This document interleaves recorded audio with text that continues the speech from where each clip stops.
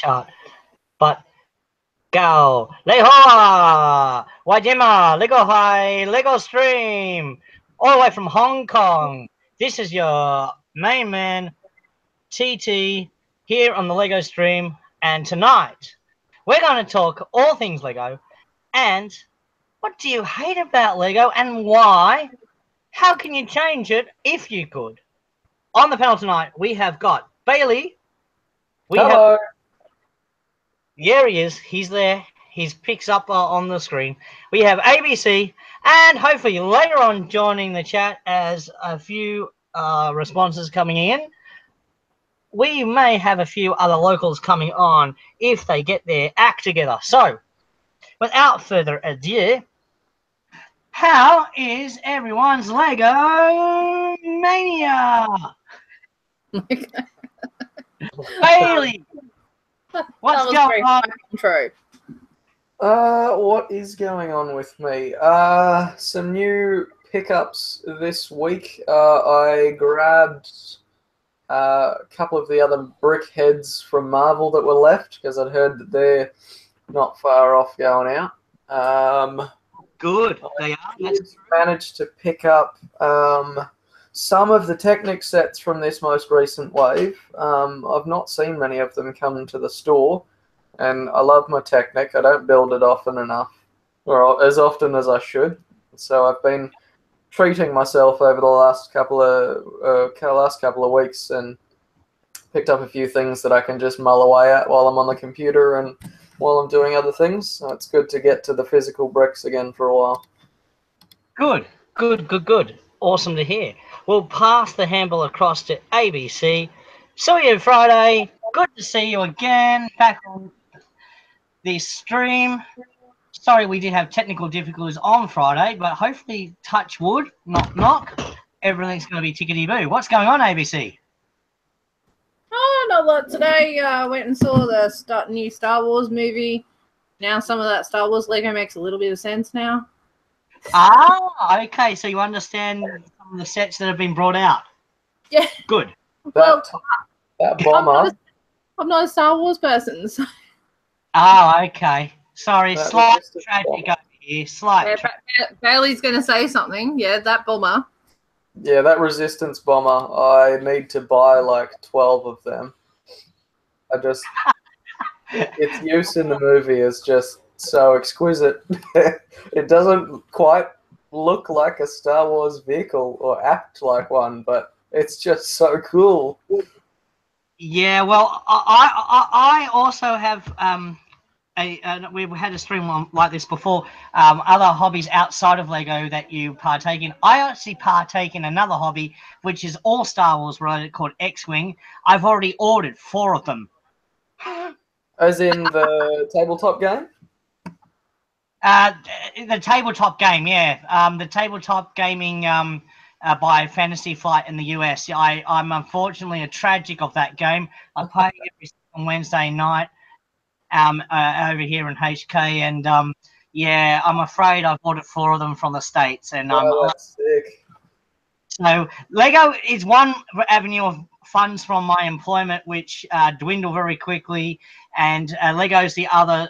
Lego's been one stream where the money goes out from my earnings. The other is my X-Wing craving and hobby, which I have 2 very expensive hobbies, put it that way. Oh, well, there's got to be some way for the money to go out. Yeah, true. Although the cheese and kisses would prefer it to go into the kitty, but all I can say is, well, it's keeping me sane at this point with being sick and whatever this year. Once again, another year of sickness. It's the only thing. Lego and my X-Wing sort of playing, gaming that I partake in do keep me sane, do keep me attitude happy and the rest. So, hey, the way I look at it, it's a type of therapy for being so sick. So between Lego and X-Wing, they're quite expensive hobbies, but hey, they keep me happy. So the wife understands, luckily. Good. That's good to hear. Yeah. Yeah, so yeah, we have two very expensive hobbies, Lego and X-Wing. But I did actually see one of the other previews online where I saw all those Bond wheels line up, and I immediately knew I had to get 4 of them. Makes the hair on the back of your neck stand up. Yeah, yeah. Anyway, that's not Lego. On Lego related things. I'll see if I can move the camera down. I am still building this hospital, this green and gold hospital, which I'm partaking in, and this has been very enjoyable. Tedious at times trying to get bricks, but I was showing before the show, I had another order of these bricks come in from Brick Owl from America. This bag was full, but I have used quite a bit so far in tiling. And I hit the pick a brick wall again and got some more grey. This grey plate, grey square. Oh yeah. And they're nice and lovely. And I was able to source some more windows. Oh, nice. In trans light blue. Yeah, trans light blue windows. I actually could only get from a Bricklink store, one locally here. I could only get a bag of 4 of those. So then I found a store in, where is it? In Taiwan, of all places, not too far from us, and a 2-hour flight away. And a builder over there, his Bricklink store, my wife kindly wrote in Chinese to him because he only responds to Chinese orders, and I'll be getting a bag of about 10. So I can't wait for that. Nice, nice. That's the one thing that international buying and selling with this stuff takes a halt at is the language barriers. I know I've bought a bunch of stuff from Denmark, and the sellers won't bat an eyelid at you if you speak in English, and so I've had to half-heartedly translate to Danish to try and get them to speak. And that's always an interesting experiment. Well, that's true. I'm not too bad on some of the Putonghua and the Cantonese stuff for local stuff here.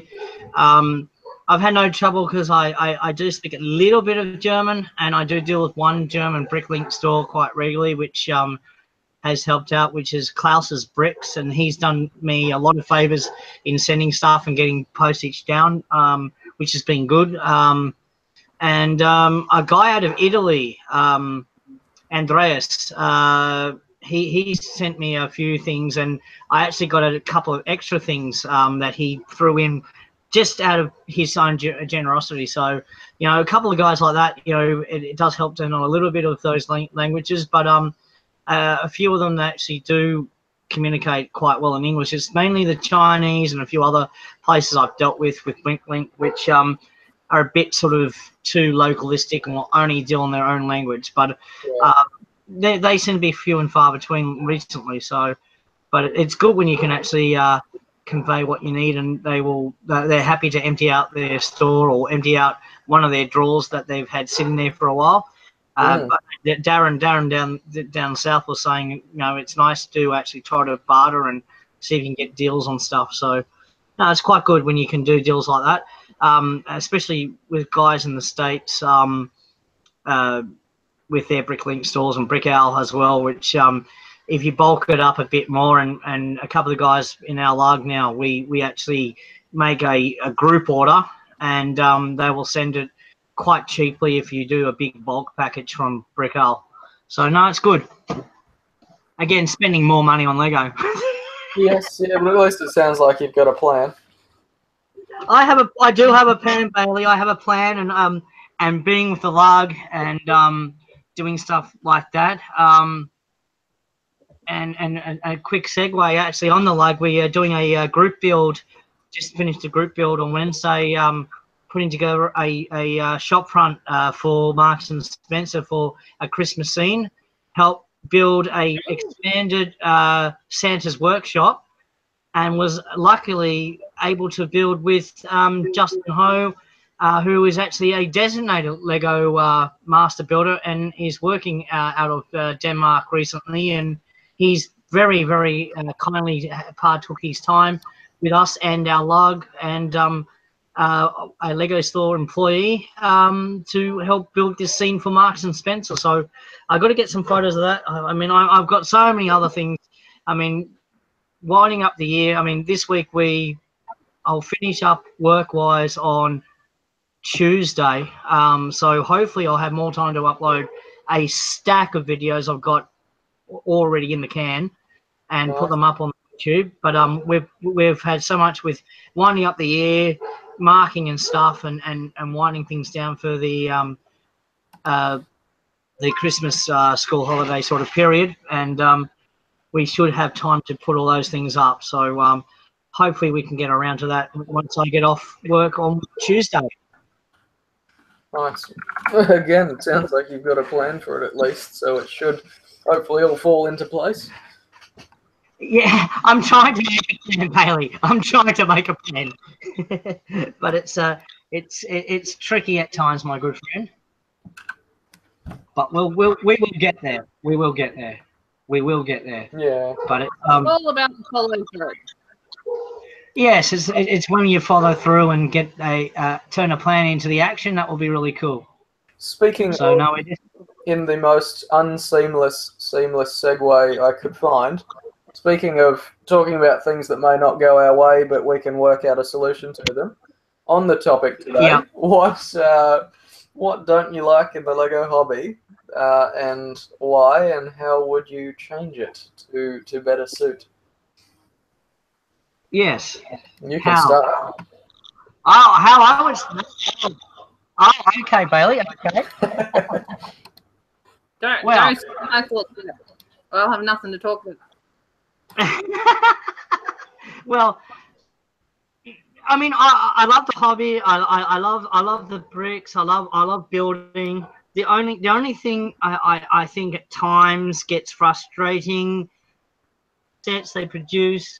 I think some things could be done better. I mean, some of the sets they bring out. I mean, why would you have a one-person vehicle driven by one person? It's not real world.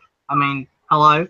But that's just me being sort of the builder that I am. Like to make vehicles real world and have two, minifigs able to sit in a vehicle, or if you have like a food truck, like one of my fire trucks that I build, you like a truck to look like a truck. Yeah, that's I fair mean, enough. this is a 3-seater crew cab fire truck, which is real world scale, and it is how, it's how things are in the world. And okay, yeah, it's a kid's toy. Yeah, the playability.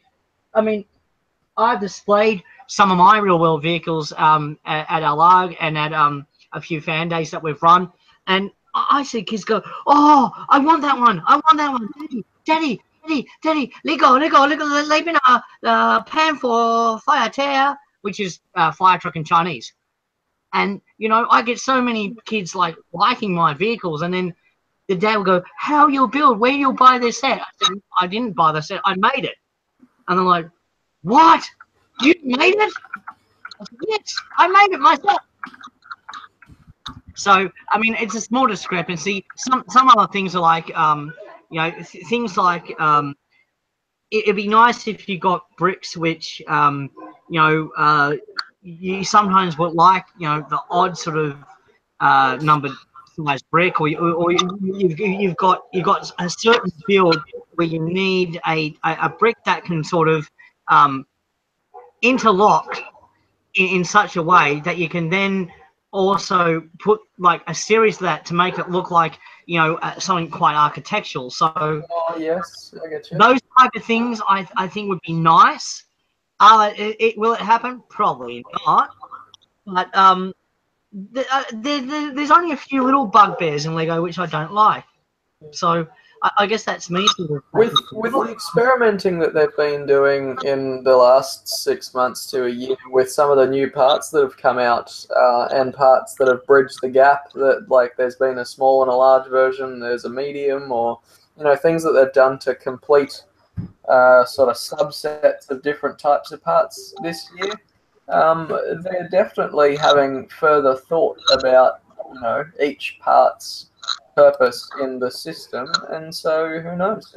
It's on the table that they're bringing out some new parts that aren't just bloody Technic pieces. Yeah, true. So what would you like to see, Bailey? Is there anything that you don't well, I wouldn't say hate, but you like Lego to do a little bit better, or there's something that you would think could be handled a bit better by Lego Group. Give your thoughts, mate. While we're on your subject, before I start, I reckon the vehicle size, at least the design of it, still sort of harkens back to the old 4-stud scale, where that was what one minifig would fit into, and they've just sort of updated the width of the car for modern road plates. But I think they've still got the design sensibilities of the 4-stud wide standard, and that's what's reflecting in how many characters can fit in a vehicle nowadays. And so you're very right there with what you're saying earlier. As for what I am not mad on, it's not so much what Lego does, it's I think a reflection of what the community does. I'm not particularly fond of secretive or completely closed off collectors in the hobby, and it's not just rare stuff like the stuff that I collect. Minifig collectors and things will post photos on Facebook with like 20-30 poly bags of blatantly wanting to sort of show them off, and then won't tell anyone where they got them, or who their source was, if it was legitimate, or not going to share the love around, and that's their prerogative. It's just this community is such a source of helpfulness and inclusiveness for everyone, and then you get these odd people that'll sort of, they're not odd, you get the odd number of people that just seem to sort of stay quiet. As for specifically with the rare stuff, the amount of completely reclusive collectors that I've run into that barely say a word, barely show what they've got, and you wonder why they do it, why they collect what they do, because it seems to just go into storage boxes in their house. It's always just puzzled me. I think because I try to be so inclusive and so helpful to people when they're looking for the things that I collect. I think it's just, to me, a different paradigm that I'm not used to. And so I suppose what I would do to change that, or to fix that, is to, maybe at least help more people to get these things to surface if it's rare stuff, or, help people track down sets and parts and things as much as I can. Set a precedent in the local community, at least, that can, then go further. I think it's just the Christmas time for me. I'm just wanting to help more people. Yeah, well, it's a shame that some of the community are that sort of secretive, and it being a community which is something I see as being able to pass stuff along and to build others up and to pass knowledge on. I think it's a shame to allow people like that around, and that's true. So I understand your point, Jerry, and it's quite cool. Quite cool that your perspective. Let's see what ABC. What do you think of the topic? That's all right. I wanted to say things, and you were just too quick. Sorry. I was going to say, Bailey, you were more community minded than most people I know in the hobby, and it's very appreciated. Thank you. Yeah. Not to stroke your ego or anything like that. Just, that's my sort of approach to the hobby too, is that because I came into this hobby knowing nothing, being a complete noob to it all, I was wanting to, embrace the newbies like me and say, hey, this is where you can find that bit of information that took me ages to find because I didn't know where to even start looking. Stuff like that. Yeah. And Bailey's like that with all the obscure and interesting things. So I've learned a lot of history that I would otherwise have never been exposed to if it wasn't for people like Bailey. Well, specifically Bailey, because I don't think I've met anybody else that runs in those sorts of circles. Well, again, that's because a bunch of us are too secretive. Well, I mean, I can understand that some of the things that are collected are a little bit on the, they shouldn't exist scale. Oh, yeah, the From a side. historical standpoint, there are things that are interesting and should be curated. One of my most recent finds, the seller wouldn't talk to me on Facebook. They wanted me to add them on WhatsApp. That's a bit bizarre. Just because they were, they didn't want to talk on a more public forum. Oh, they wanted to be more secure, or so they thought. I suppose so, yeah. That's a very tiny thing to do. It's very Everyone uses WhatsApp over here. I tell you, when I first got over here, my employer got I didn't have WhatsApp and I didn't know what the hell it was, and got very angry that I didn't reply to that 17 messages. I said, if you want me, you call me. Hello, are you running late? Or send me an SMS, and they go, oh, no, we only WhatsApp. I said, well, I don't WhatsApp, darling. Sorry, ring me or you send me a message. So it's a very mentality to WhatsApp, and very commonly so. Anyway, so what's your take, ABC?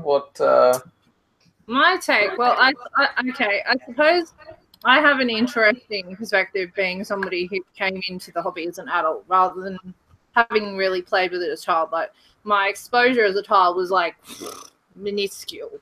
The Technic set, the little educational Technic sets with the rubber bands and the gears that they used to have in the school library. That was probably about it. I tried that once. I didn't like it. So yeah, as somebody who's relatively new to the hobby, I've been in it for about 5 years now. The one thing that I've disliked is not necessarily the product or even the way that LEGO conducts themselves, because as a company they do a pretty good job considering. And it's good quality and all that sort of stuff. And I have very simple tastes. So I don't want the fancy things. My problems usually stem around the people that are involved in the hobby. So, you get the snobs, the purists. They're fine if, they're accepting of other people and, in so much as, okay, you're doing it wrong, but they get along, they just get along with people anyway. The ones that are like, my way is the only way to do it. And if you don't do it my way, then, you're a nobody. Go away. And, some of the people who are collectors, not like Bailey, they're collectors of things like who don't build other things, that aren't interested in other themes, that are only collecting it because it's a particular license thing. That can be a bit snobby. I've had run-ins with people like that are not so nice, personality-wise. And yeah, beyond that, politics. I hate politics. Same. I just want, I would love for everyone to just get over their shit and just get along with each other enough. Like, when you go to the family reunion and there's Auntie Beryl that, thinks that you're a loser, but you just pretend for the sake of the family. Can't everyone just pretend for the sake of the LEGO family we can get along long enough in one place together so that Queensland can put on the biggest show in the freaking country? because we totally could do it. Yeah, well, that's it. And yeah, from what I've heard, Lego's attitude too is like if Queensland could just get their shit together. Can you imagine if all of the, you know, the different clubs along the East Coast were able to fully communicate? I'm not talking just Queensland. I'm talking like Melbourne and Sydney. Yeah. Oh, look, All if the the coast. nation, okay, I'm starting at home first, but if the whole nation could get shit together, that'd be even better. That's, And if that's a little too much for such a laid-back nation. yeah, I know, right? But, you know, even it's the little things like supporting people to come interstate to your damn shows. Like, I dropped a good couple of grand going to convention, when I could have taken that money and gone overseas. Yeah. You know what I mean? Yeah, totally. And as an experience, it was excellent. It was good. It was important to be done at that point in time. Yeah. And it was my own money, not money that had come from anywhere else. I'd worked hard for that money. And She works hard for the money. I worked really hard for that money. Yeah. Yeah, and it was important, particularly for our lab, to you know, actually face to face with some people and, you know, dispel some myths about what we were about. And, you know, it's been an uphill battle because of politics.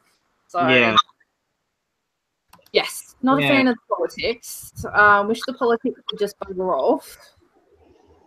Yeah, I agree. Yeah. I agree. Lots more building, yes. Just building and politics. That's all we need. I mean, More politics. being a place like this, where it's so small, we only have one lug in the city, which is for the whole city. We have expats like myself that really love Lego and enjoy it, and then we have some local within our group who seem to be a bit more only inclusive to other Chinese. But now, due to me being in there and being able to speak the language and saying, hey, we are all in this one lug together. We are, okay, not everyone speaks German like me, Cantonese fluently, like, you know, let's get along. And from your suggestion... You're finding that you're bridging the gap a bit, Tim. Bridging the gap. Because you're Anglo and you can speak... We have a Darren! We have a Darren! Darren having saying the word brickvention is like, I need to be in there. Yes. What have you been saying? Yeah, we were just talking about what we don't like about Lego, and I was saying that I really dislike the politics and the pompous asses. I mean, the people that think that they're better than everyone else. I wholeheartedly agree with you. It's the one part of the hobby I really don't like. Yeah. I would very much like it. Like, I completely understand that we have a really, really, really broad variety of personalities in this hobby. People come to it for many different reasons, and not everyone's going to get along. But I wish that they would just pretend. Well, not even pretend. It's like any committee though, or anything like that. If you're going to stick this up and say I'm going to do it, you have to do it. And do it to the best of your abilities, and don't say, hey, look at me, because you didn't do it. Shouldn't have done it for that reason. It should have been done because you had the best interests of everyone. Oh, yeah. I'm not going to that part of the politics. I completely agree. I mean, there's a lot of people that are out there that are in it for the glory. Yeah. There's also a lot of people out there that are in it to make money out of it too, and they shouldn't. And from areas where they shouldn't be making money from it. Sorry, what's that? I heard nothing. Oh no! Look, we've got people that just turn up to meetings because they're just outright flippers. You know, the only reason they attend meetings is because they can sell stuff. That's it. It's the only reason they attend. If they couldn't sell stuff, they would never attend meetings. That's why we don't do that. Sorry, Yeah. Bailey. That's okay for people like Bailey who want to come and buy all the good stuff. Yeah, we'll let him do it. Evening, Bailey. In our log, mine and Bailey's log, we have like special standalone sell days. We don't do any trading at normal meets at all. It's just not allowed. Yeah. Unless you make prior arrangements and you just meet up in the car park, that's nothing to do with us. Yeah. We know nothing in the car park. No, nothing. Oh, nothing. look, we do parties, which for those that don't understand that, someone buys a set, chucks it into a box, takes out what they want, and the rest goes to set price per part. And if you keep your fingers, you've done really well. But as for me, I don't participate in parties very often. I'll occasionally put stuff in if I've got stuff I've taken sets I want some stuff out of. But I'll quite often buy what's left over. If there's a whole pile of 1x1 parts that no one will pay the price for, I'll just look at what's there and I'll make a fair offer on it, and they either take it or they don't. Yeah, we don't do parties the way that you Melbourne people do. No. But I look at the good thing with meetings though, from my personal point of view, is I have very good friends in the hobby that I will trade parts with any day of the week. And it does not matter what the parts cost. It is a matter of, you need it, I need something you've got, let's just do a deal. Mm-hmm. It doesn't matter how rare the part is. I mean, one of my mates is really into building model trucks. He's an ex-truck driver. He can't drive anymore through a back injury. And Mark loves building trucks. And he was looking for Jackstone fuel tanks. Now, they go at about $2.50 on Bricklink. I gave him 2 the other day. He's over the moon. He's wrapped. And I didn't expect anything back. That's just, hey, dude, bonus, I got it out of a second-hand lot. It doesn't owe me anything, really, and you're a happy chappy. Yeah. And one day he'll have something that I want, and we'll all be happy. It's not a matter of, I gave you so many of this. It'd be really lovely if the community could be like that. But I have a good range of mates that do that. I still owe parts to people from Brickbenching it last year, but they know I haven't got them in yet. Oh yeah. I'm not saying that there aren't people out there like that, but the problem is that with a hobby that brings in so many different personalities, you're going to have people that are there for different reasons. Yeah. Some people are there for personal gain. I owe someone like nearly 200 transparent cheese slopes. He came through for me at the last minute last year at Brickbenching for a Micropolis build, and I'm really happy, dude. He was great. Thank you very much for doing it. I got to know another person about 70. And I'll give them back, at least 50 or 60 more than what they gave me, because they came through at the last minute for me and they went to finish a build. But as far as talking about personal gain, I don't have a problem if somebody's transparent about it. Yeah. If they're upfront and they say, this is what I do, what is acceptable? Yeah. It's like, I sell stuff, but I don't go advertising it on our group at all. Yeah. Because it's inappropriate. Agree. Yeah. And if somebody wants to buy something off me, they can do it when my stuff is at an event. And that is it. Yeah. Because all my stuff is just there so that I can afford this hobby. Oh, totally. That's it. It's not there to make a profit. It's there so I can actually, take that money and buy the things that I need for the next project. Very much so. And then you've got other people who are full-on businesses that are trying to weasel their way in. Yeah. And take advantage of your lug. Yeah. It's one thing when they say, okay, what we want to do, and you go, okay, that's fine, and you agree to it. But when they're underhanded. Yeah, that's when you got to call the line. I mean, I showed this police truck, rescue truck at Milo, and I've got a guy who actually said, I will honestly pay you the parts. I want you to build me exactly the same one, and any other extra parts I have, you can have, if you knock the cost down to a reasonable cost. So I'm gonna basically sell this truck, get the same parts that I used in this truck, build a whole new truck, sell him this and some extra parts, just because he liked my mock. I mean, that's how it should be. It's not because I'm making money off it. I'm not trying to expose myself as a mocker, I'm happy I could show it to him because he said he was looking at making a small police response truck. I said, hey, what do you like? You know, do you like the look of that? And he's like, oh, I'm chuffed. I love it. So that's how it should be. Yeah. Yeah. What are your thoughts, Bailey? Part of the hobby I enjoy. Sorry? Yeah, I mean, I don't want to say the people that you know, ask for money for simple things and whatnot, because I've just been selling instructions for my launch tower. Oh, that's different. But hey, but that's different though, Bailey. Your launch tower is something, you know, that you put the effort and time into, and That's it's going IP, to be what, 30, 40 hours or more in development?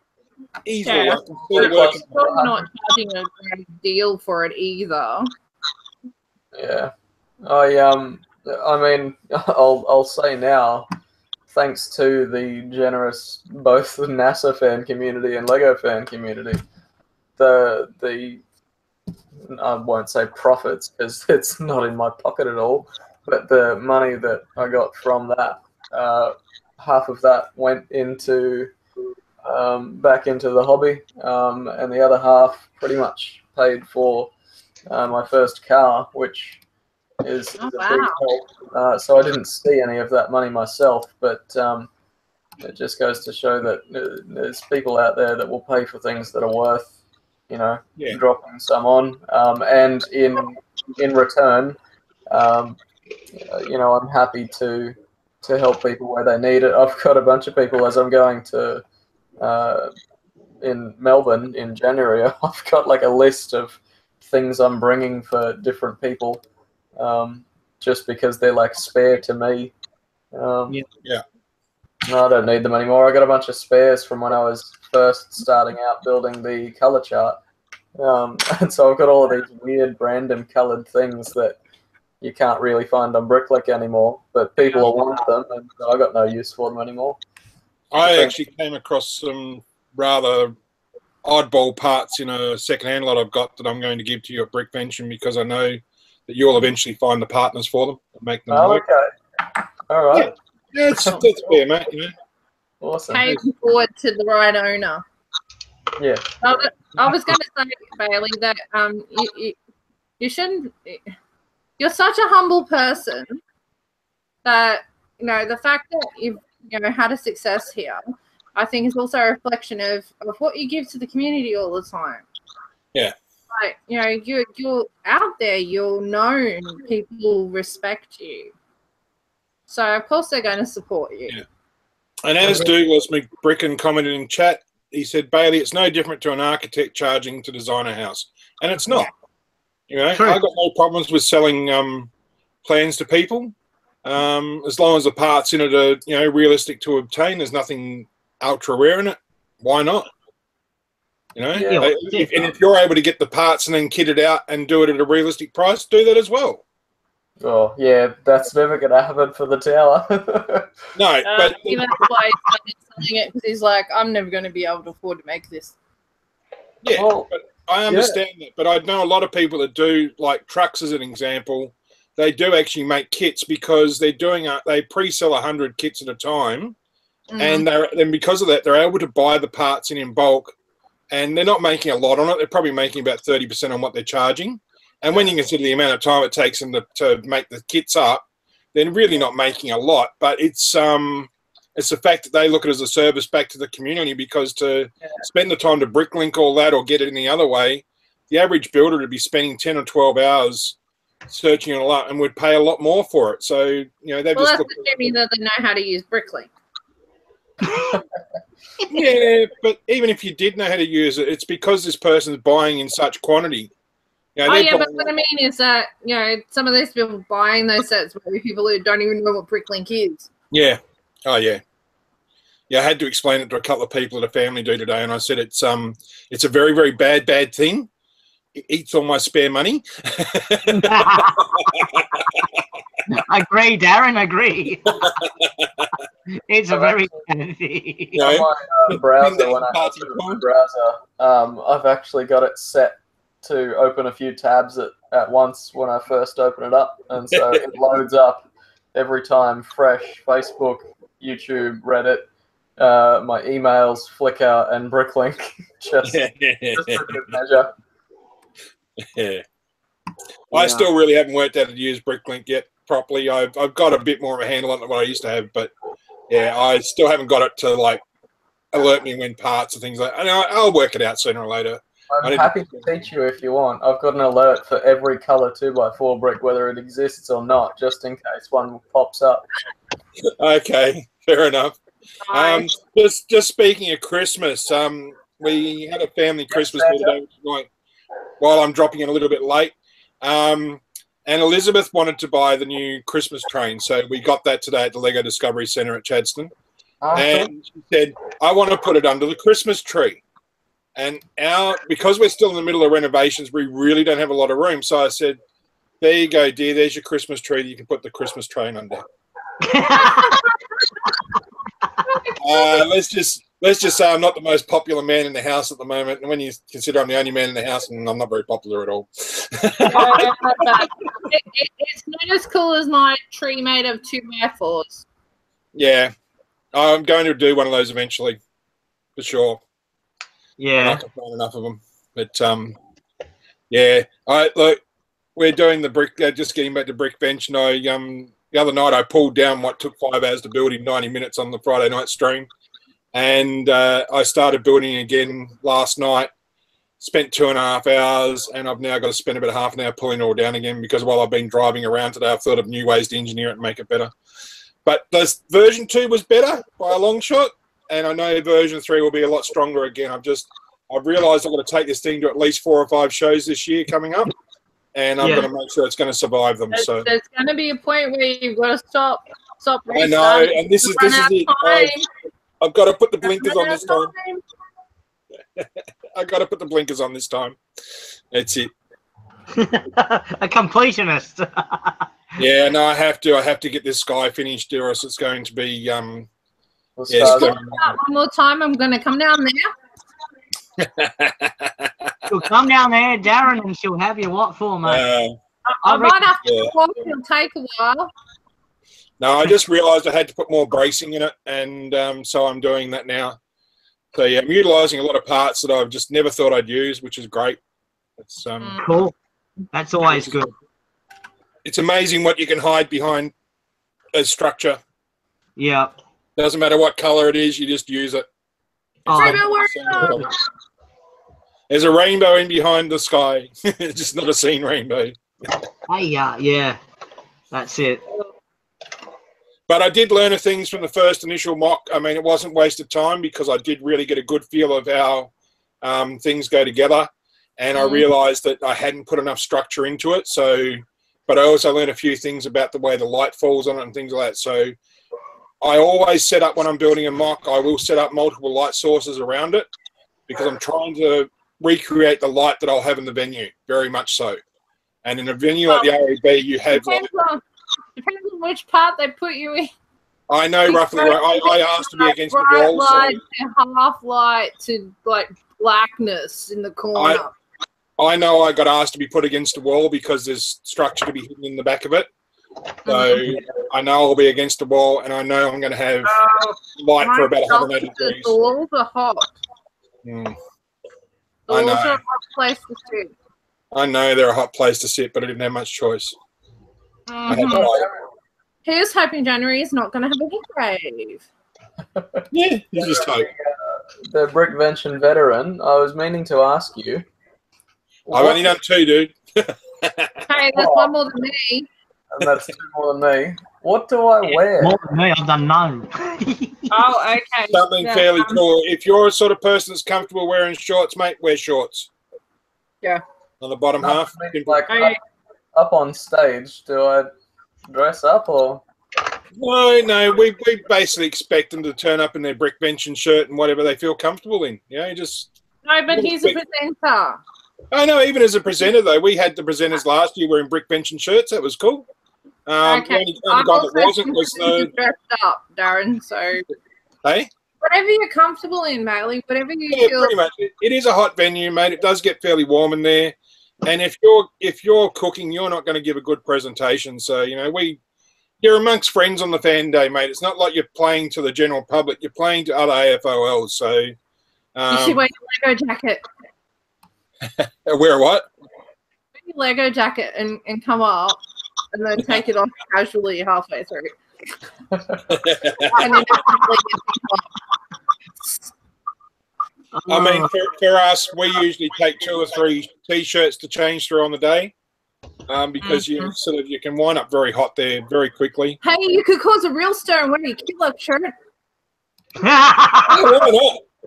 Why That not? one's really cool to wear. So, Yeah. I know on the second public day, it was so crowded. I was starting to get claustrophobic and like can't breathe. So I took off my Brickvention shirt and put on my Keylog shirt, and I lived in that for the rest of the day. Oh, sweet as. Yeah. No one expects you to actually wear your Brickvention shirts on the day. It's just sort of, it's part of the fit-in thing. But yeah, if you have your own shirts from other Lego niches, wear them. Especially seeing as certain people are no longer in charge of certain things. Yeah, well, it's not that. You know, if you're representing another lug, why not wear your lug shirt? Yeah, that's part of it. Bradley's like, I want to be Switzerland. Oh, I'll be putting on. Somebody suggested I dress up as Shrek. I don't quite know why. But I'll probably dress up a little. Yeah, but whatever you're comfortable with, mate. You've got to be comfortable at the end of the day because you're doing what 45 minutes on stage. It's like thongs, stubbies, and a ratty. No, you have to have covered. You have to have covered footwear. That's the only stipulation. I'll just wear steel-toed thongs. Steel-toed thongs. Steel-toed thongs. Super safety spec Japanese riding boots. Done.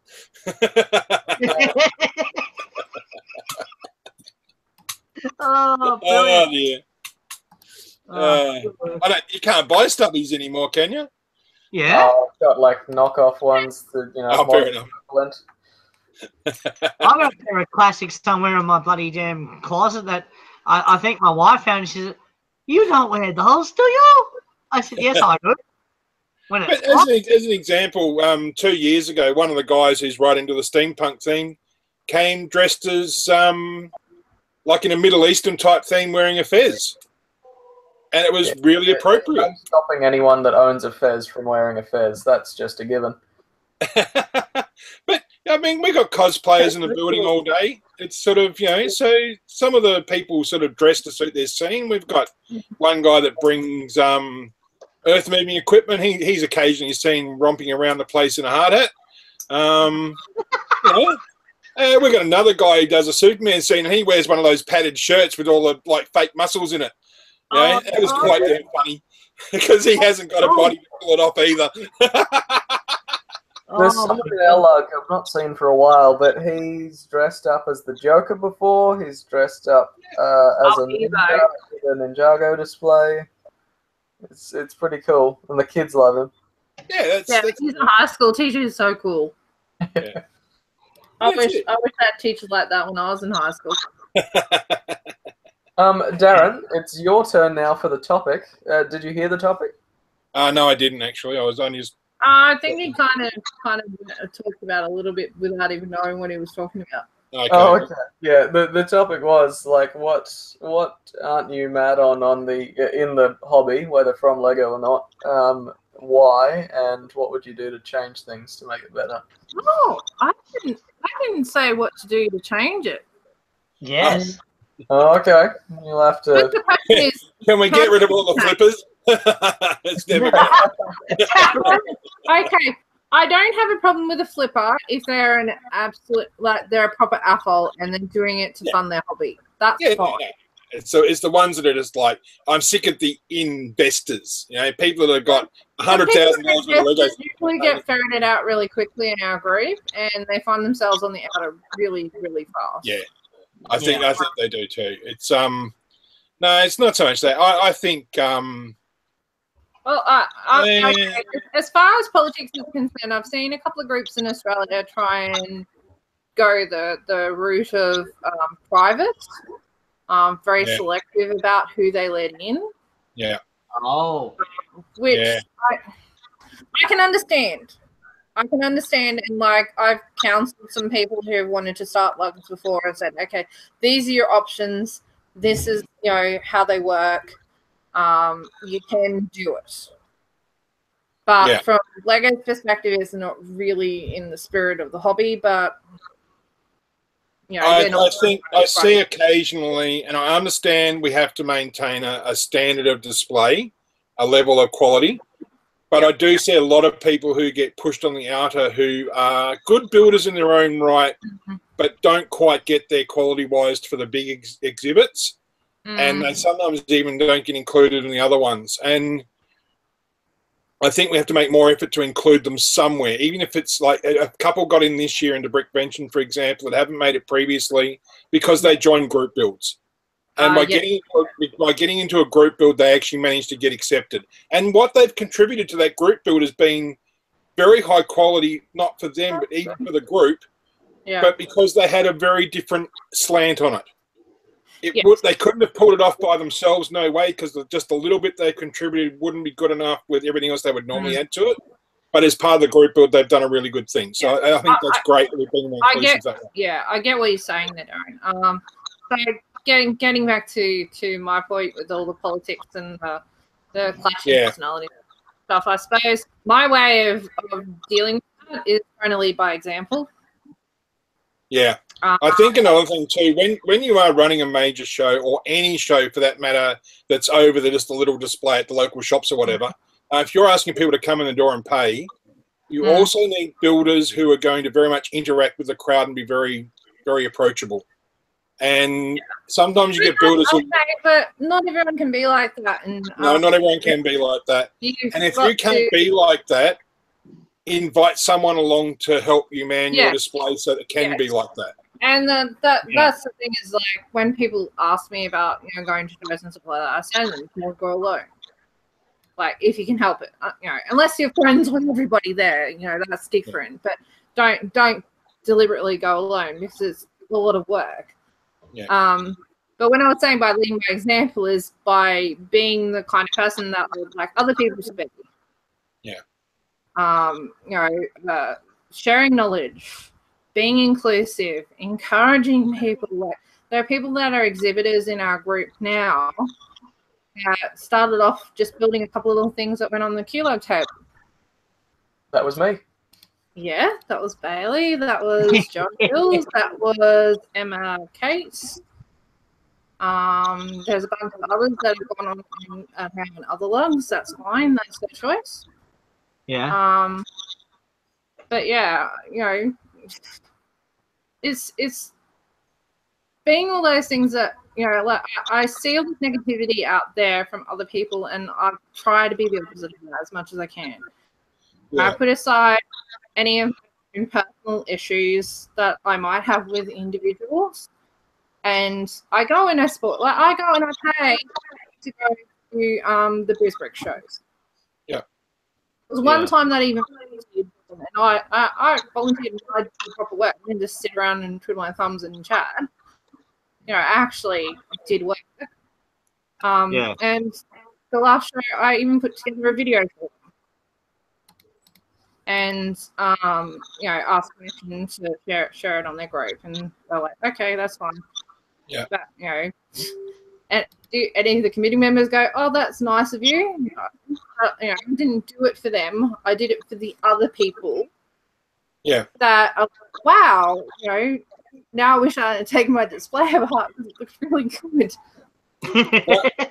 One thing I've noticed with several shows I've been to recently, some of them do this compound thing where they tend to make a ring of tables and everyone sits in the middle.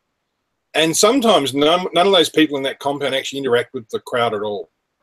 Yeah. They're chatting with themselves all weekend. And it's some just of them I can understand because they've got children that are involved and they want to keep them contained for safety reasons.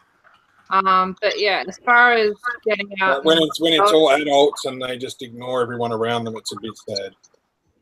Yeah. Well, I can understand why some of them have done it in past. It's because it's difficult to get in as individuals unless you have something that's good.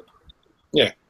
Like you said, group displays, and like they try and be inclusive for like a log display. And I think a lot of people in Australia don't realise too that many of the overseas shows you actually have to pay to exhibit. Yes. You actually have to pay to exhibit, and they don't. Our shows you have to now. Yeah. Yeah. And I can understand the cost. Some of those shows are incredible. They wouldn't even cover it on the door cost. To keep it. Cost involved. Yeah, massive cost, insurance and things like that. So. And I'm guessing Bridgerton is lucky that they've gone being like the early into it, like they're the Bubba Shrimp boat, you know. Yeah. They were there first, kind of thing. Yeah. And you know, because they were there first, they're established. Their numbers are good. They get a good, you know, profit off it, and that can go back into continually making a good show. Yeah. Yeah, it does, and it also provides us with a clubhouse and things like that. So, gives back to us in a way. So, realistically, for us, a lot of people complain, "Oh, we don't get much." Hang on. If we're displaying for mugs, our get back is that we have a clubhouse to use all year, or we use like 12 times a year for meetings. Honestly, I'm not aware of any other mug that actually like has a proper. Always the same place that they lease, sort of thing. It's usually like libraries, meeting spaces like that, parks.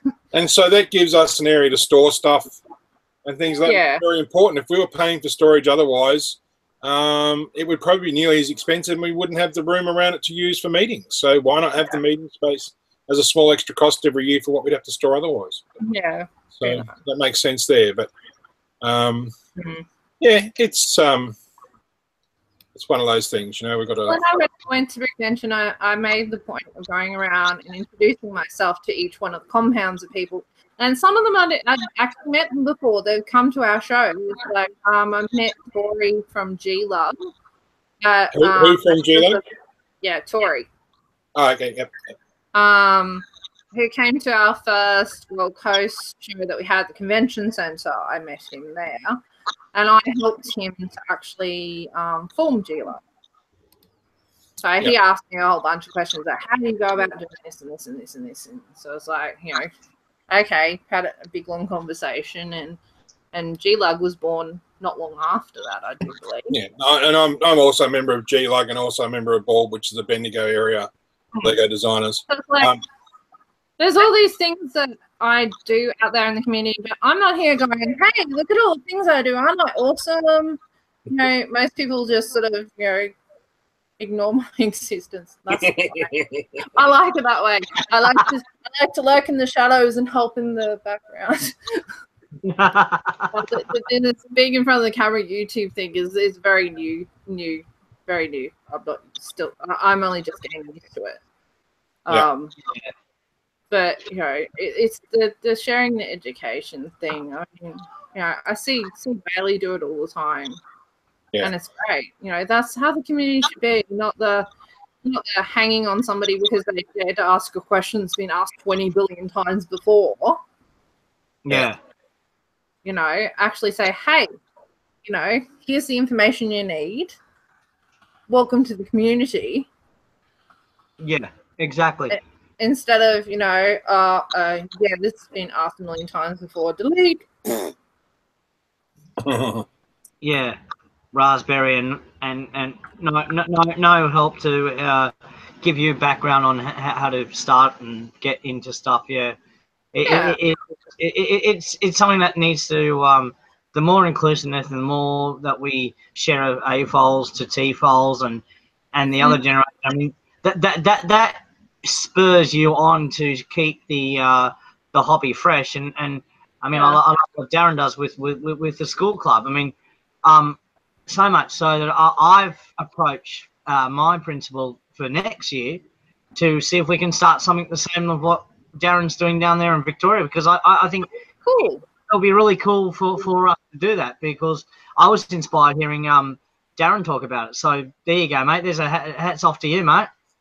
That's all right, and we will help you with resource materials that we've developed. We're actually very lucky to find a box of the DK books the other day. That's 25 building manuals in a box for $65 at the local Big W, and so that'll be really good resource for us next year because it's aimed at the age of the kids we're working with. So really cool. But it's it's been an interesting process. It's also been a matter of us learning too how far we can push them. Well, not so much push them, but we've had a lot of these kids. They come from barely being able to build from instructions at the start of the year to now like full on doing mocks of their own. They just don't even look at the instructions anymore. Yeah. It's just like, we've taught them to just use the part, look what's in front of you, and see what you can make out of it. Yeah, It's been good. Yeah. I think the common thread here for a lot of this stuff that we're talking about is to do with validation. Like you were saying, getting the kids wanting to have a go at this sort of thing, and educating people that may sort of have an interest but have felt like it was an odd interest, like the people that come up to my tables. It's all to do with validating them as a person, with their interests. So you see at work all the time, there'll be kids that will sort of hide around the corner when they're looking at the Nerf blasters because it's like an uncool thing or something. And I'll go over and I'll say, have you seen, Lord Draconical's latest video? Because I'm still subscribed to a bunch of this stuff from when I used to be into this sort of thing. And the faces that they get that light up thinking, oh my God, this kid that's double my age knows what I'm talking about. Like, he knows more than my parents know what I'm talking about. It's the validation that makes them think what I'm doing is right, what I'm doing is okay. And for our hobby, I think that's what makes conventions and stuff really good. It gives people a home. Yes. Yeah. You put like all my words into a nice package. Yeah, that's exactly it. It gives us a chance from those from other areas to mingle where we don't get a chance otherwise. Unfortunately, we run out of time at conventions. By the time we set up, pull down, and sort of man our displays a little bit, we don't get to mingle as much as we'd like. But I really treasure that chance to do that.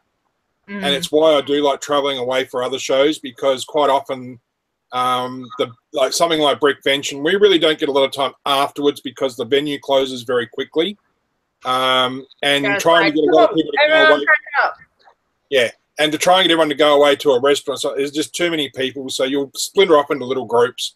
But when we go to something like Bold or something like that, Bendigo Bricks, quite often, like 30 and 40 of us will drift off to a restaurant together, and we'll spend 3 or 4 hours there, and that's great, And that's probably the one thing that we haven't really experienced much with our group yet, Bailey. It's like when you do the regional shows, and we are all staying together.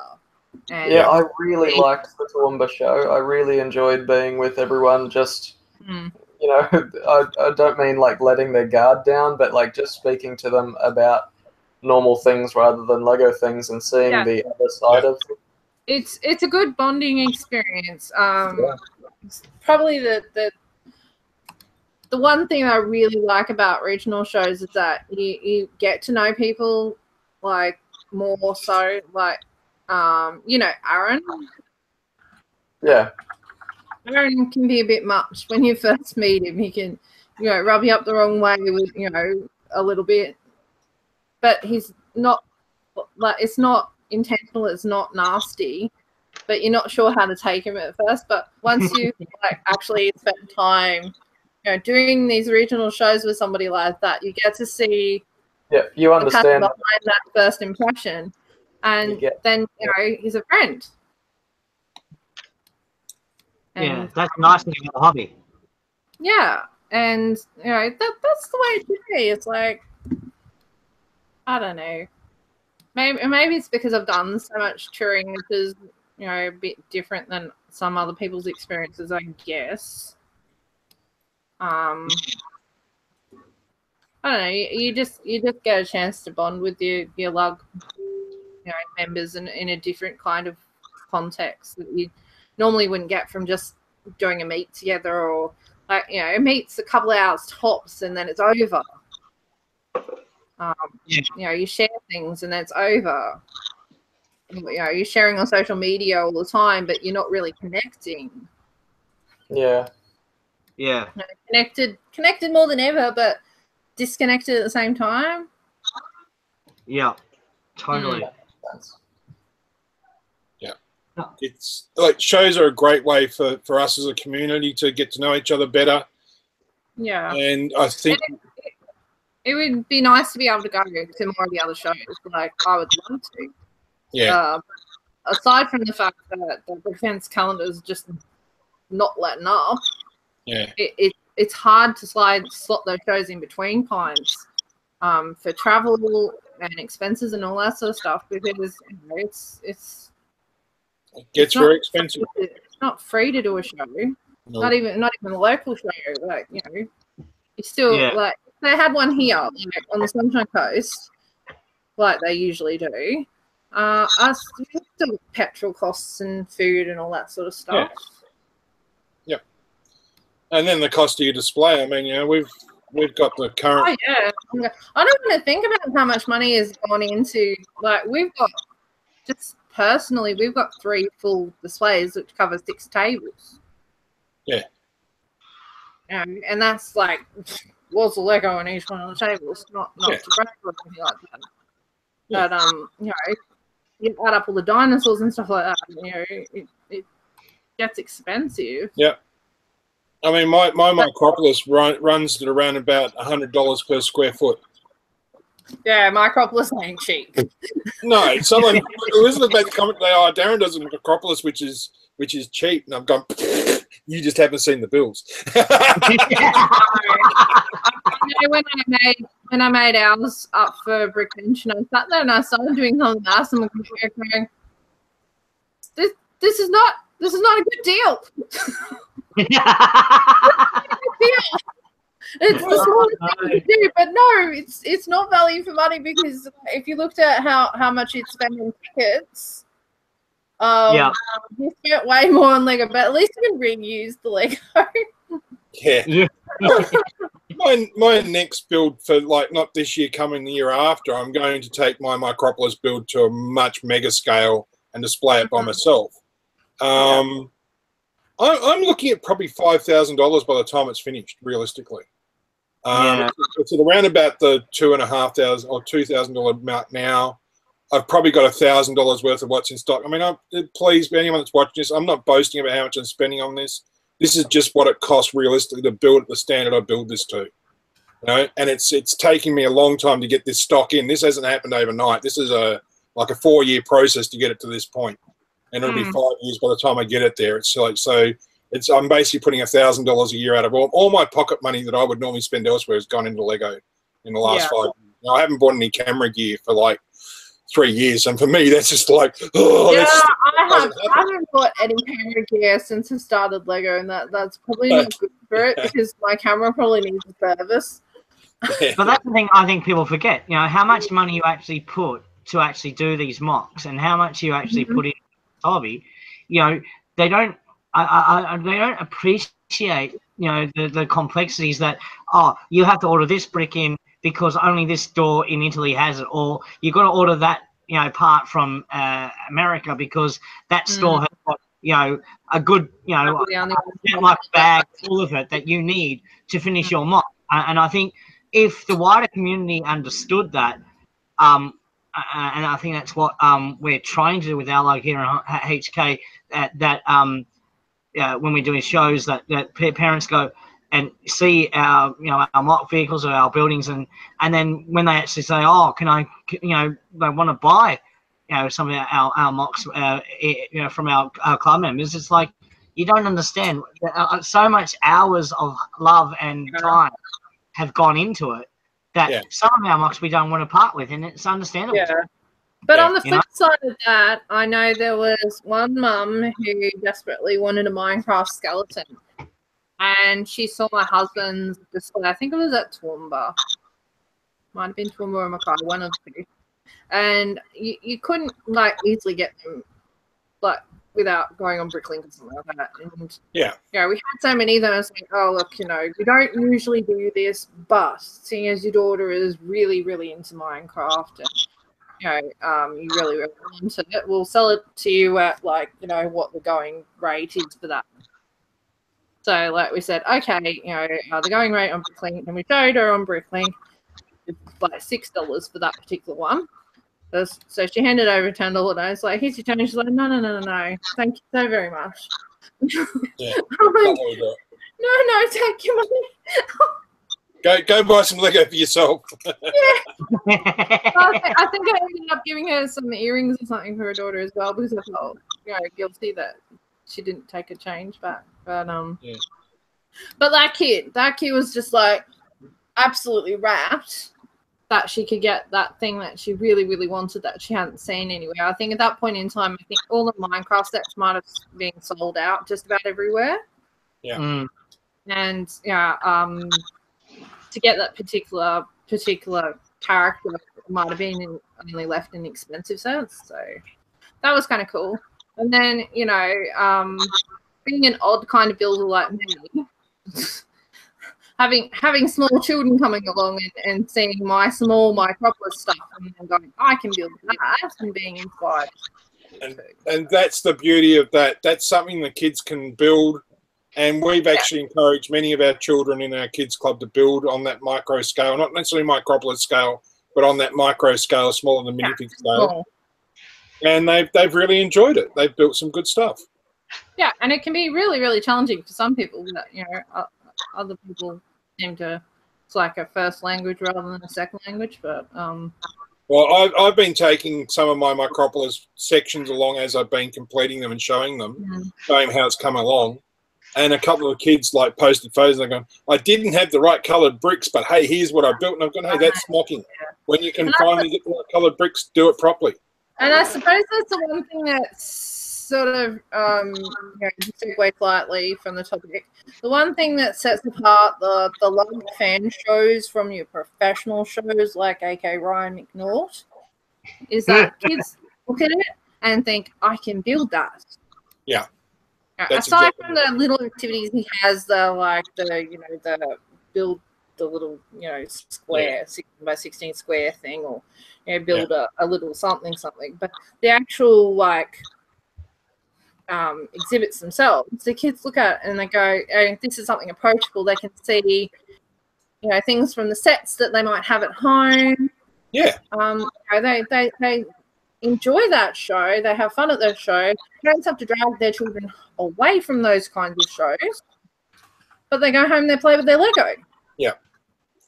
Well, for those that aren't familiar, where Elizabeth and myself started this kids club from was there was a professional lady at the school doing a Lego thing at the school, charging for it. The kids weren't getting Lego to take home, getting very frustrated, and a couple of kids actually stopped playing with their Lego at home. And because we'd done previous activities with the school, with bird watching and things like that, because we used to go and do the Great Backyard Bird Count, those sort of things with them. They were familiar with it, that we got along with the kids quite well, especially these particular ones that had been very upset. And we got approached, not by the school, but from parents from the school who knew we'd done this sort of stuff and said, hey, you guys in Lego, will you come along just for a couple of times and do something sort of an afternoon? We said, well, hey, let's make it a bit more formal and we'll actually set something up. And if, you know, rather than paying $5 just to come along and that go into a slush fund, no, we'll actually buy some Lego and give it back to them. So the kids have got back Lego all through the year. I've made kits up out of stuff I haven't profited from it. That's been pretty much dead even what I've got. But I've had parts in surplus that I couldn't get elsewhere. For example, the boys all wanted wheels. And in most of the sets, you can't get bigger wheels. You know, to get Technic-sized wheels, they just don't happen in city sets. And I had hundreds of them. So I've put together sporting 6x-axles, 6-long axles, and then now you can make monster trucks in city scale, and they think it's great, you know? So that was one thing. And I suppose you can do that sort of thing if you're not worrying about having to make a profit and running a business. We're not. And the other thing was, though, too, we had really great support from Rick James Bricks. I'm not really plugging him, but Rick was very generous with his support. Not really plugging him. No, I have heard a lot of good things about Rick. So he has given us good support. He actually is one of the better retailers, online or physical shops. And not just that, he supports the hobby. Say, he actually does support other people like yourself. Yeah, he does support the hobby, and that's important. I we wasn't buy on from that. him. I was just saying you always mention his name. Yeah, okay, all right. Yeah, Yeah, I have seen some of those what are they called, Gally? Is it Brick for Kids? Yes, Yeah. they were pretty good. Yeah, they do have a good program, but they're really expensive. Yeah. Well, And, I mean, I would probably say they're like their robotics type stuff is probably worth the money, but some of did the you other see- stuff. at the kids show, did you see the sorts of other products that people that go to Bricks for Kids were buying? Like at the other booths. That's not expensive. That's just the price that everything was there. yeah. Yeah. Sadly, I'm really excited about the new Boost range. I think that's added a new level to what the kids can do, which is great. We're going to get the kids into Boost next year. That'll be an optional thing because only for the couple of the older ones. It's a bit much for our because we've got kids from like 6 years upwards, basically. Yeah. And so, but the ones that are How cluey 6-year-olds can be. oh, look, we've got a couple of our best builders are like 6 and 7 years old. Very creative kids, but we will pace it. We pace it very much as for each person. So that's something we had to learn this year very much too. Was work out what the kids can do and pace it to each child. We've made some flashcards, which are basically challenging builds. So, like, what can you build out of 52 by 4s as an example? And we have a bag to go with the task. So there will be a set kit to use for that task. Not pulling out of your own part set. You'll just get given a box with a card and the bricks in it, and what can you build from this sort of thing. And that's been really good, and that works. And it's been very interesting doing this sort of stuff. Like when we have our Lego week holiday periods, the first thing we do is we take a stack of 54 by 4x2s, and we put them loose at one end of the hall, and they have to run to the other end of the hall, one brick at a time in a relay, and build a tower at the other end just by alternating them. And that wears them out straight away, and then they sit down and concentrate. Nice. Nice. I love it, Darren. I love that idea. Yeah, so what we do with that, when we actually start with the first 3 bricks in place so that they get an idea of how it's got to go together, because we had to have a couple of kids in the group that are very autistic, and we learnt the first time that this particular kid had to have the place to put the brick.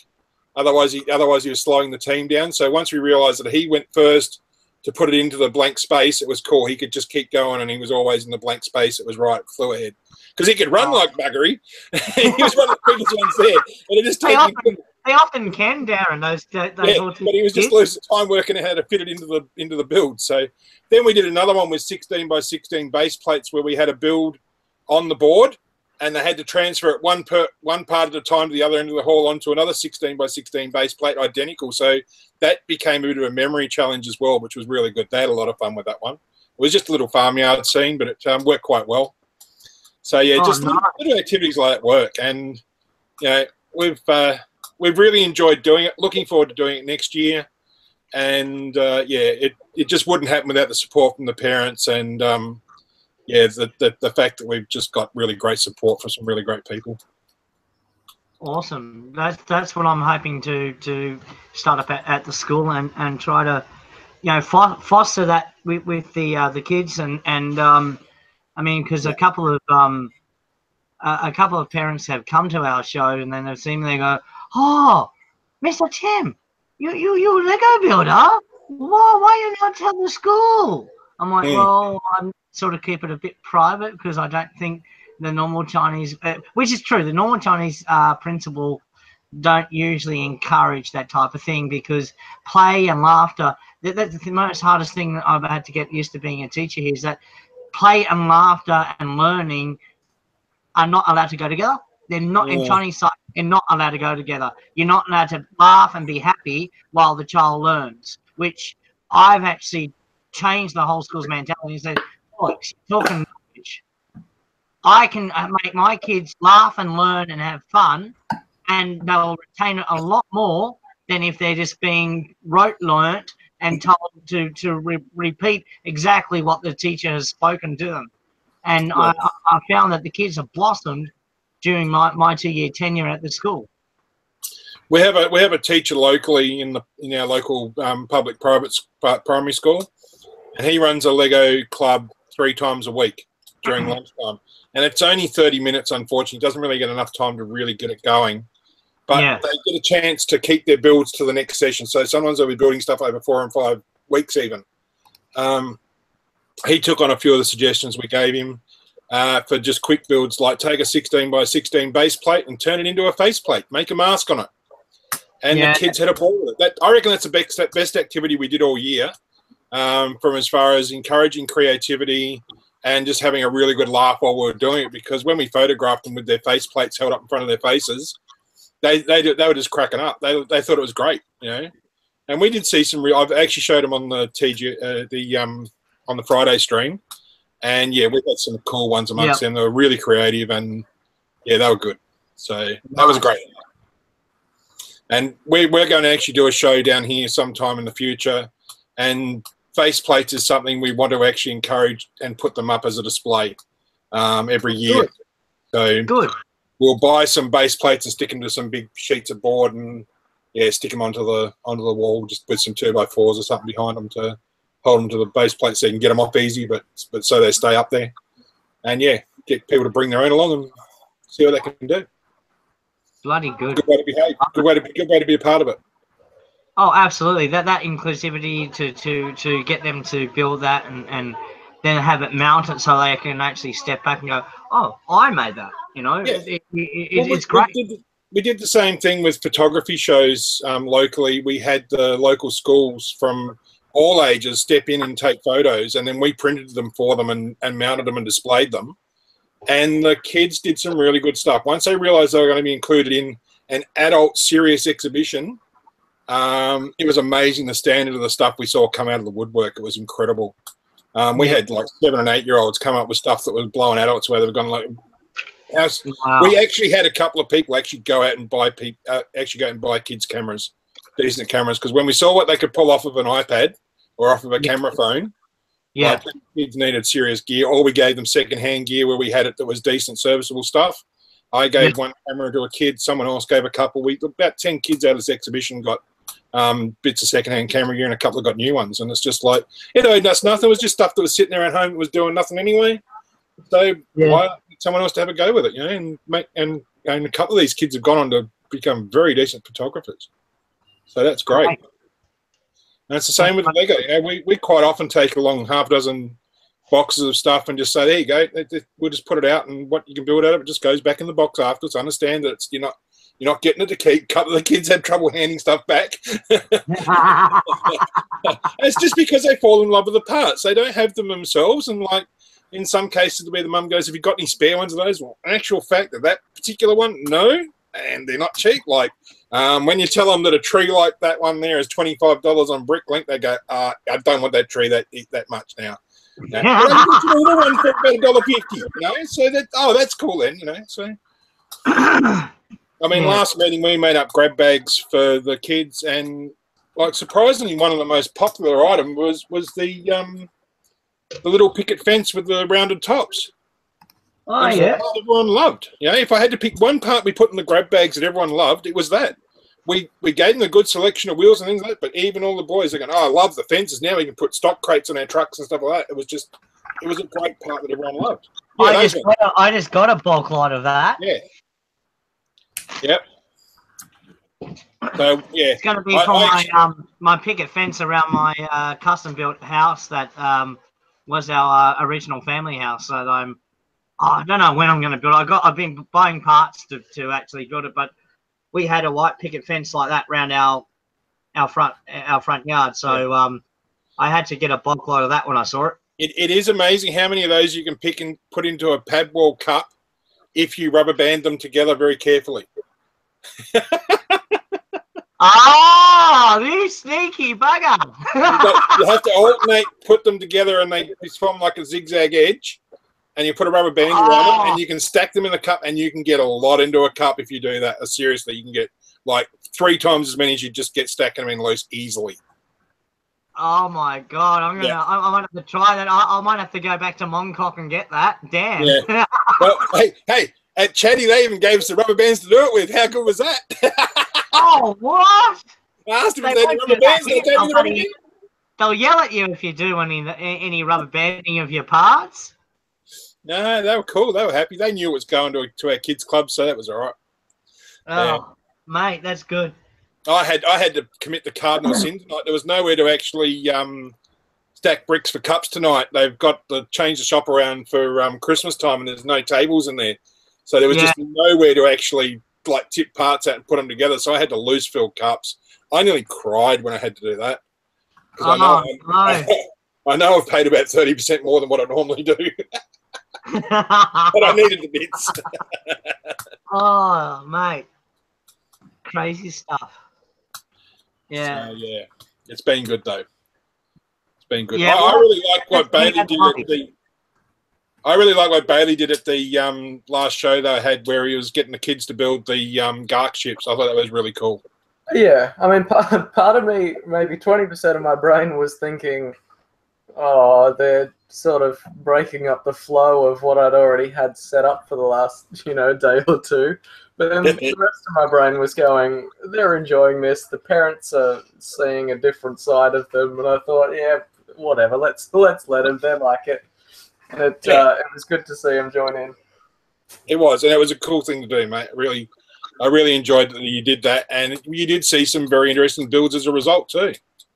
Yeah, someone thought to put like an engine build inside the ship that they wouldn't even see because it was on the table, and there was some amazing thought that was going into it. I gave them a premise when they came up to it and they were interested. I'd get down at their level, get down at their eye level, and I'd say to them, now, see all of these ships, they need an engine at the back for the exhaust to go on. They need some wings or something that they can fly with, and they need a body.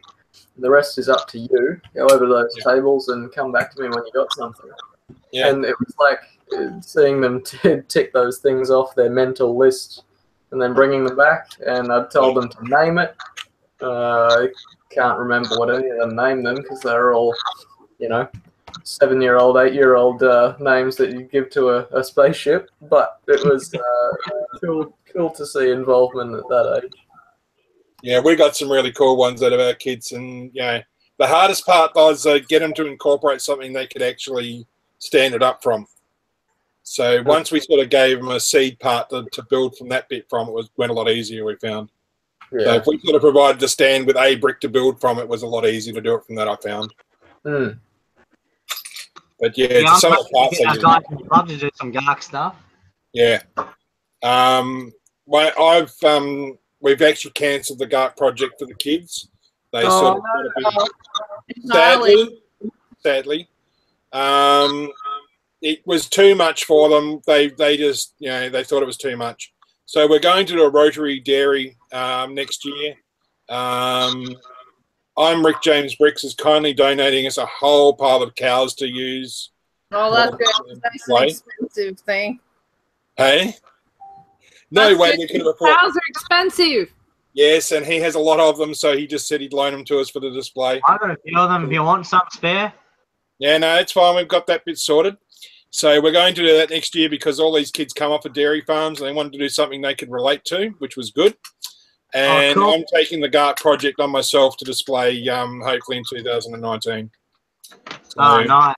I decided to take a whole year to build it because I want to take it to another level altogether again. So, sweet. Yeah, I got a lot of parts already laid in for it, and I want to do it properly.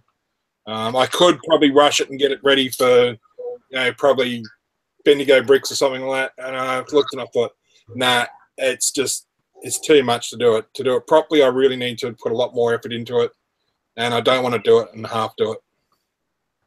No, of course not. It's I have it's all in here what I want to do.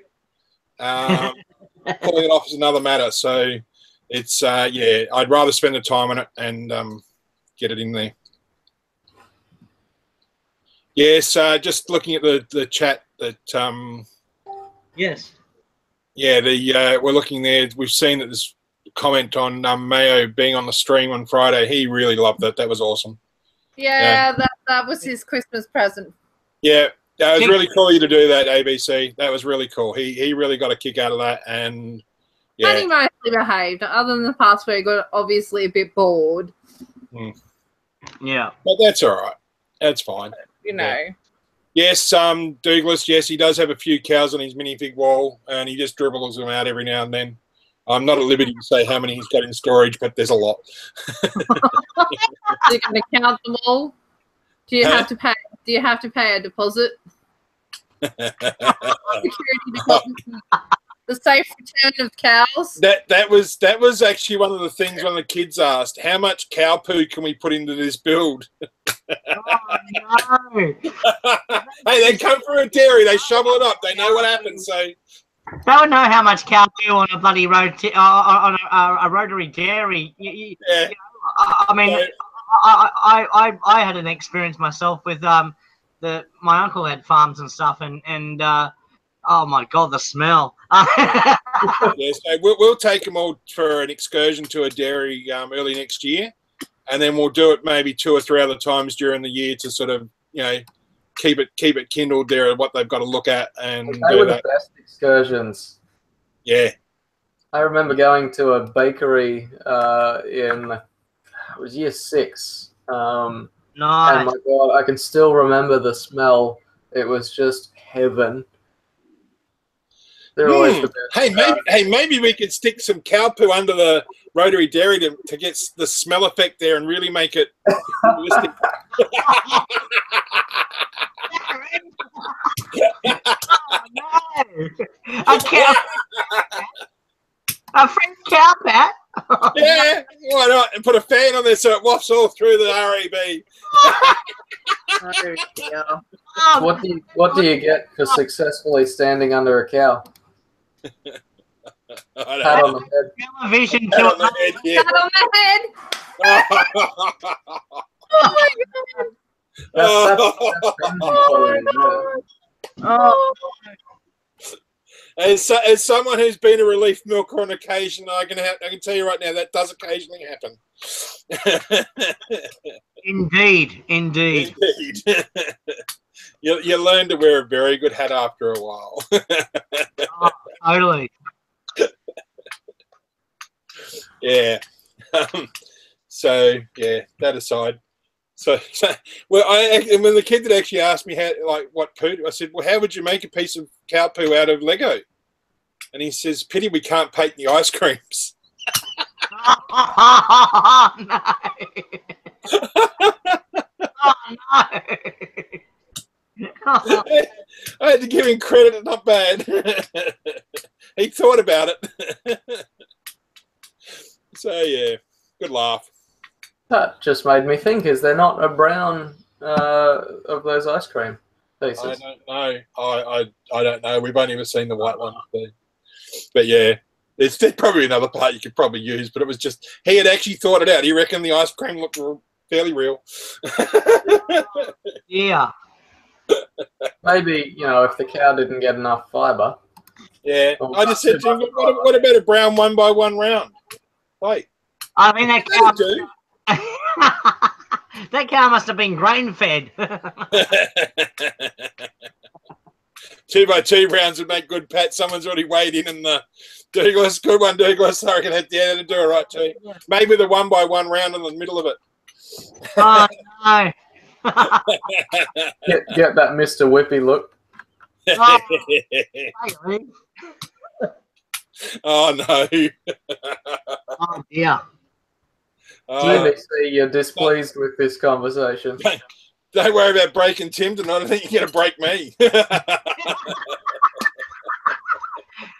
I've been very measured tonight. It's all good. It's all good. Oh, Darren, good stuff. Yeah, so no, it's good. It's good that you've got that rapport with the kids, Darren, and that kind of stuff. And I hope to cultivate that next year with my lot. I don't know how we're going to go, and I've got to draw some plans up and stuff for the school to sign off on it. But no, I think the kids will respond to it because the the stuff I've done this year with the drama group and the singing and them to use those two mediums to learn their second language, English, it went down very well. And last 2 years teaching them, okay, yeah, I've had a lot of students in between, but it's good that I've had a lot of support staff, teaching aides, and that who know what I'm teaching, know my curricula, and know how I want how I want the kids to perform, and how I want them to gain a second language through those two forms of acting and singing, and having that as a way of an outlet that they would not normally have. So if I can throw in Lego and throw in an education aspect to it, I'll be tickle pink with that. Well, where we found that for us, a really good feedback was that the local school has started using Lego as a means of teaching arithmetic and multiplication. The kids really took with the part idea, right? 2 by 4, how many studs are on it, etc., etc., and just describing parts as well. Not to the correct Lego names, but how would you describe it? It's the same way we taught them to describe birds. Describe the bird how you see it, not the correct name for it. How do you see it? So, as just a very basic example, how do you describe a magpie? It's a black and white bird with a very sharp beak. Basically.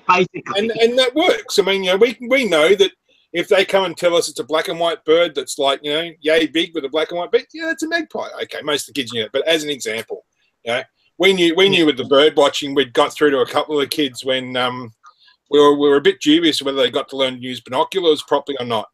And we had one of the 6-year-olds pick up the binoculars and he goes, that black cockatoo over there, he said, no, it's a black cockatoo. He goes, it's got yellow on it. And we were far enough away that you couldn't see the yellow with the naked eye. So we knew he had managed to focus, and he described where the yellow was on it, spot on. So on the tail panels, awesome. Yeah. So we knew he'd managed to focus in on it and see it properly, because we were a good couple hundred meters away from him. And so you weren't going to see that with the naked eye. And so we knew that they were able to focus them, because we had a big problem getting the right binoculars for the kids to use too. It was very hard to get ones that kids could use easily. But that's another subject. But I think you really do not ever underestimate the power of education with Lego. It is a very good teaching tool, and provided you write some basic groundwork, it doesn't have to be sort of curriculum, but just some tools, you'll be able to sell it pretty easy, mate. I think it won't be a problem at all. I'll pass along a few other things we've done as far as flashcards and that go, but it's just those little things, those sort of resource materials do make the difference. And it's another thing we've taken away from this kids club that we've done here, is that we hope to eventually be able to pass it on to other groups to start their own. So if we can pass along the kids club resources that we've put together and get others to start, great. Awesome. Well, that would be really helpful, because the big thing about here, it is all about cricket. Every single program, whatever you do over here, there has to be a curriculum that goes with it. There has to be a written program. It's just a Chinese way, and it's something I've had to get used to. But it's just the norm. I mean, I just wanted to run initially as a side thing to my English teaching a drama group. No, I had to make it a separate group. It had to be its own curricula. It had to be written by me and then approved by the deputy principal and principal. So in the same line with the Lego stuff, Lego Kids Club, I want to get up like what you've got. I have a basic template for a curricula, which I've got set up on the work computer. All I got to do is just font out, the drama, put Lego in, and change a few things up, and then just print it off, hand it to the deputy and principal of the school, and then they usually just sign off on it. I think also with Boost and Mindstorms, it'd be a lot easier to get that into the school curriculum too, because it's pretty well accepted in a lot of places already. So, well, that's what I was. That was initially what I was thinking. Boost and Mindstorm, I have got some stuff already as a backstop, and the other stuff I've also got is Lego education kits. I've got a colleague who had a few spare of those, which has kindly donated them to me, as well as another AFOL here in HK who had a lot of them and was using them for senior kids. And I can just modify it to a younger age group, which I teach. Yeah. So I think with those two things, yeah, that's a good way to start, I think. I think also too, in your situation, you've obviously seen the kits they sell for corporate type things where they try to get people to do corporate exercises with the kits. If you sat down with the teachers and say, hey, here it is, we'll go through these exercises with those sort of, that could be a good way to get them all on board with you too, to then support it further. Once they see that it's a good team building exercise, as an example, I mean, if corporations are using this team building exercise, there has to be something there in it, you know. Hint, hint, More make and more. sure to buy the kit that comes with the boat rigging for the Millennium Falcon in it. Bailey! Bailey! Yeah, but the thing is, then you buy that kit, you sell out those few parts, and actually probably eventually pay for a lot more sets that way. That is nothing wrong with doing that. I've taken parts out of our local library, donated stuff. For example, Crater base plates are in there. We had someone else who's into this classic space. He wanted Crater base plates. I said, right, as long as you'll pay Bricklink price or trade the equivalent amount of parts to go back into the library, fine. So he got the plates. We got a whole pile of parts to put back into the Lego at the library. So that was cool. He just traded parts, and that was very cool. And I've now found him a couple more to do the same thing with soon.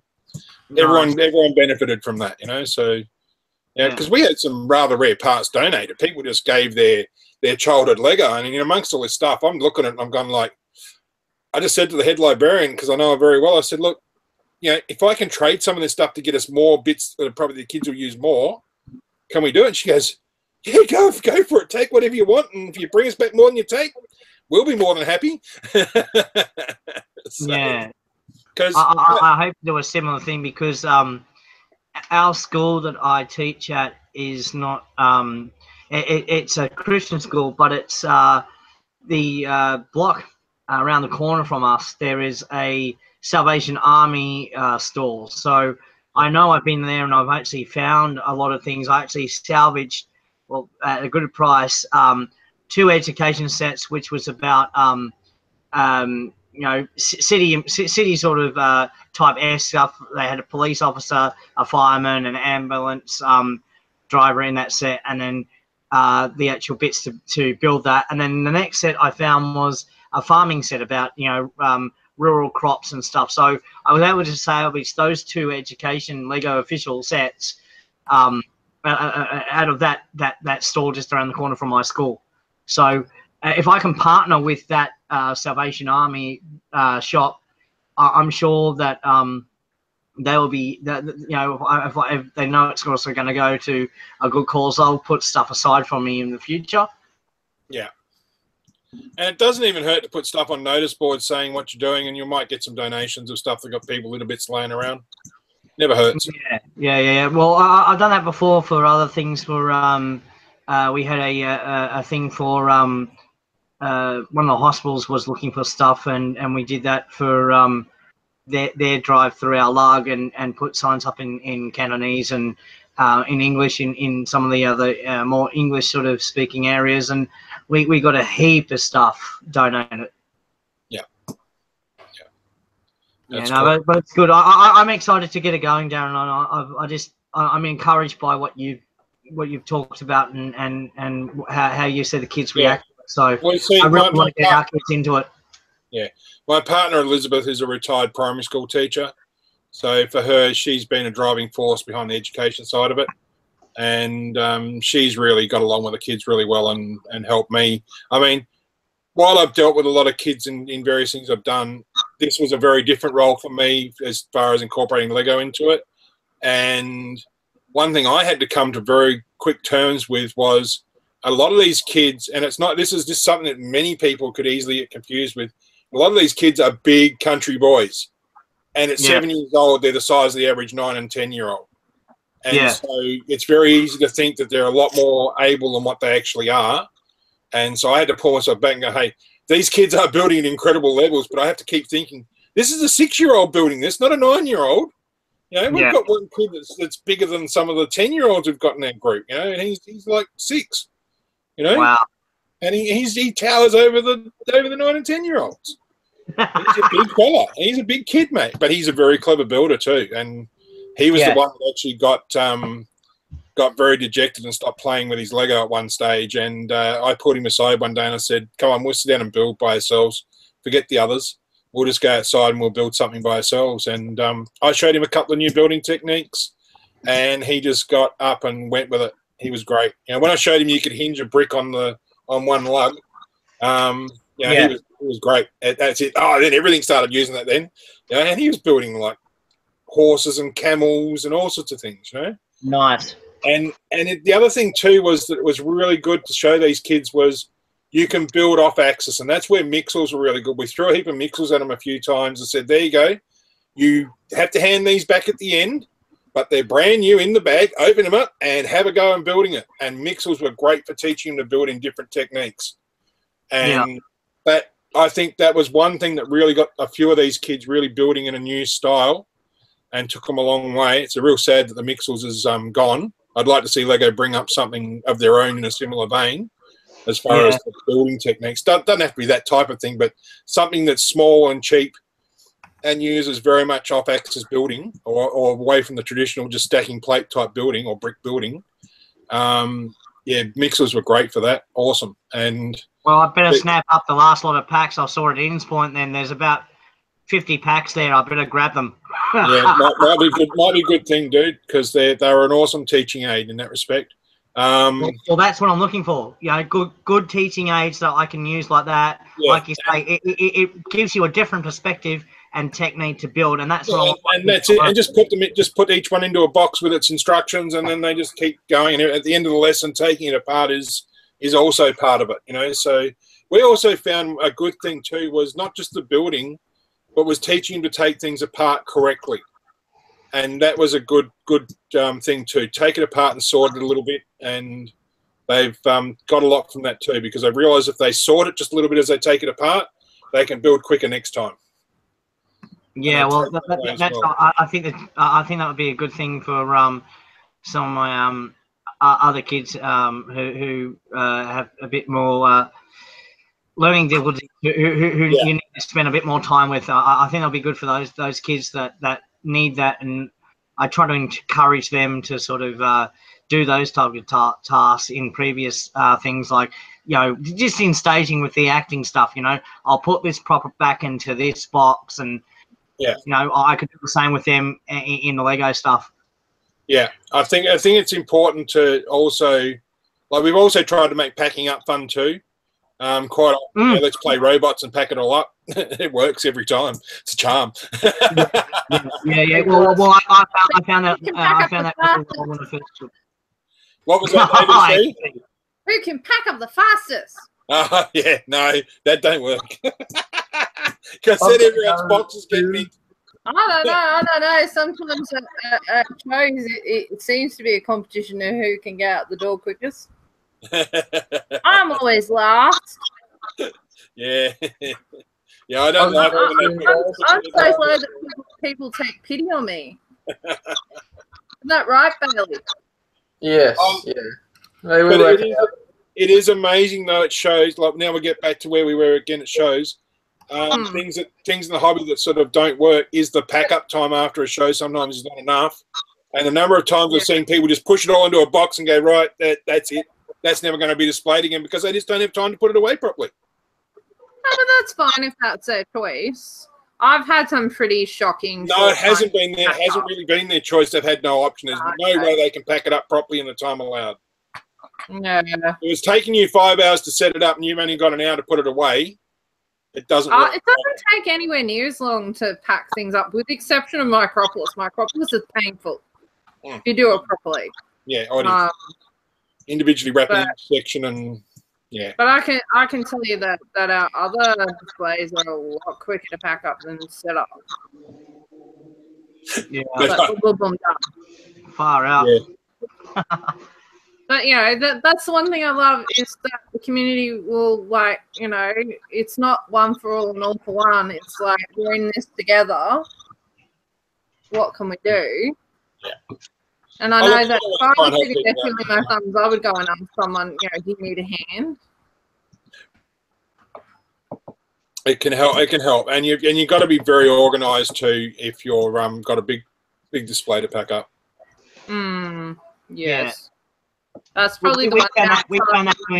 We found that doing a big shopping centre build recently, where the logistics of it that we had to bug in and bug out at a certain time, and to have the actual crew that we actually set up with the guys from GoGo Van, which is a big like moving group over here, to actually brief those guys, tell them how to reel the boxes into the actual display space. Then all of us. We lost Bailey. He said he couldn't get a word in edgewise. Bailey, oh no. Oh, he wasn't trying. Yeah, he said, gotta go. I'll see you all when I see you. Have a wonderful Christmas/holiday period. I'll be sure to catch up in the new year. See you later.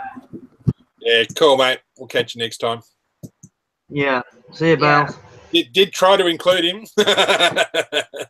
I kind of like, spaced out there for a little while. You're right. It happens. I was reading chat messages. Yeah, is that what it was? Yeah, no.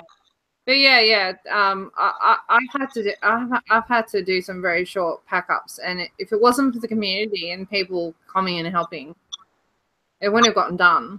That's the one downside of doing something that should be a collaborative project as a solo project. Yeah. Yeah. Because when you've got, you know, say 10 or 12 people all working on a collaborative project, they all take their bits and they wrap up their bits, and those bits go away, and you only have to deal with your like 2 or 3 bits, not, you know, 42 bits. Yeah. I know. I know. Look, the current build I'm working on now, that we're both working on at the moment, I've sort of made the determination. I was intending to take it there and put it together in sections, and I looked at it. If I did it in sections, it would have definite joins in it that would look bad. And if I tried to make it so I just added sections in to get that seamless look, it would take 4 to 5 hours to honestly set it up on the day. Yeah, and you can't do that. And when you take it apart, it would have been a matter of basically destroying it and then having to rebuild it again to get it to that point. So I made the decision to set it up correctly with a lot more engineering in it, and actually do a box that it will be transported in.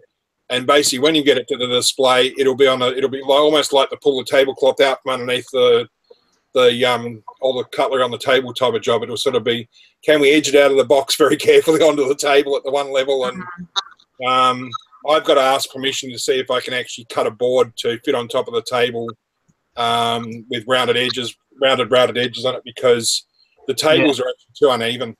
They do not. I would suggest, okay, the thing that my family uses are internal doors. Beg your pardon? Internal doors from Bunnings. They're relatively cheap. They're already knocked together.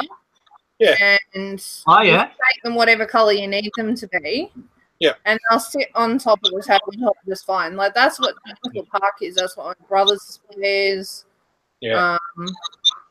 Yeah, and if you need to do 2 tables back to back, if you just put it like a hinge or something on the end of them, so you can flip them in together, and then you get a perfectly straight thing. Yeah. Like, I wish I could be bothered doing that for my Micropolis. It's going on hiatus now. Like, if I bring it out again, I'll be doing that. Yeah, I'm actually looking at using the crate I'm making to actually knock down flat and become the base, and then have biscuit joints to actually put it together so it all sits at the same level. So it'll be like 3 panels. I've seen people. Well, it depends on how your display is going on the table. Yeah. I've seen people use like their display actually sits on the base of the box, and that's the base of their display. Yeah. and then it just slots all together, and you just pray that the bloody table's straight, I guess. Unless, you know, you can engineer kind of a, like, you know, something that goes in between them to keep them straight. Yeah. But yeah. Unfortunately, those blow molded tables. Doors are really good. Doors are really good. Yeah. Unfortunately, the blow molded tables that most venues use really aren't all that level. They're not very even at all. For things like Micropolis, they're an absolute nightmare. It's very hard to get to sit right. Get a door that's like the right length for a certain number of base plates without having to adjust it. Yeah. No, we found some of the tables, even over here, uneven. I don't know why. You have to put either cardboard underneath the bloody feet of the table, or don't get mucked out. I remember being handled, Tim. Like, you just look at them sideways and market tables go wonky. Some of them come out wonky like a factory. But you got to mock, and it's X amount size. You put it on, and then all of a sudden you see it go, and you're like, what? And depending on the weight of your mock too, you can get away with some little things like a sheet of corrugated cardboard can actually be just packed down in certain places to take the irregularities out. Yeah, I suppose another thing you could try that's a bit more flimsier is you could try foam. Yeah, and you can. Like what they put under fish tanks. Yeah. Oh yeah. Yeah, it just depends how much weight you're trying to put on. Yeah. But I mean, if it's gonna, like, with styrofoam with weight, it would settle into it. Yeah, it will. There's a thought. So it might be just a matter of putting something. I literally looked over at the fish tank and went, "Oh yeah, yeah." So if you put a sheet of styrofoam on top of one of those tables, then put something like an internal door on top of it, and then put like 30, 40 kilos on it for a couple of hours before you're setting up, it would actually produce a very flat surface. Oh, there's a bloody good idea. I'll try that next time, Darren. Yeah, so if you're going to display, and if you've got, that's of course, it depends if you've got the lead time, but then again, if you're using the same tables all the time too, once that piece of foam's been settled, it'll be fine to use on that same table time and time again. Yeah. So, we have sometimes we get really good, like, bug-in times to bug into a venue. Yeah. And we can bug in, you know, quite early before we actually show, and then bug out at a decent time as well. So it just depends. But the other thing that we did try at one show is that one of the venues did let us get a piece of balsa wood on top of the table, and then that made it a much flatter surface. But we did not exceed the actual dimensions length. Yeah, because that's the problem, is the standard tables do not fit, like, in base plates, and you either have overlap or you do not fill the table. Yeah, absolutely agree. Totally, Sheree. Even over same problem. And that's why I asked for a wall position, because not just for the engineering behind it I had to hide. I've actually got like 4 studs hanging over the back of the table to get 3 base plates on. So I've put 16 by 16 base plates on top of the standard 32 by 32s to strengthen it. If you can put something underneath your display, then you won't have to worry about the overhang so much. Yeah. So as I said, I'll cut a sheet to suit one of those tables, and I'll just route the corners off nice and round to exactly as the table is. And it'll just be 5 millimeters or 7 millimeters thicker than the normal table height. I don't think anyone's going to worry that the tablecloth's 7 millimeters off the ground. Yeah. As long as it's all rounded. I mean, we always keep OHS in mind. Okay, in that case, what you do is you put the tablecloth on the table, and then you put your thing on top of it. Yeah.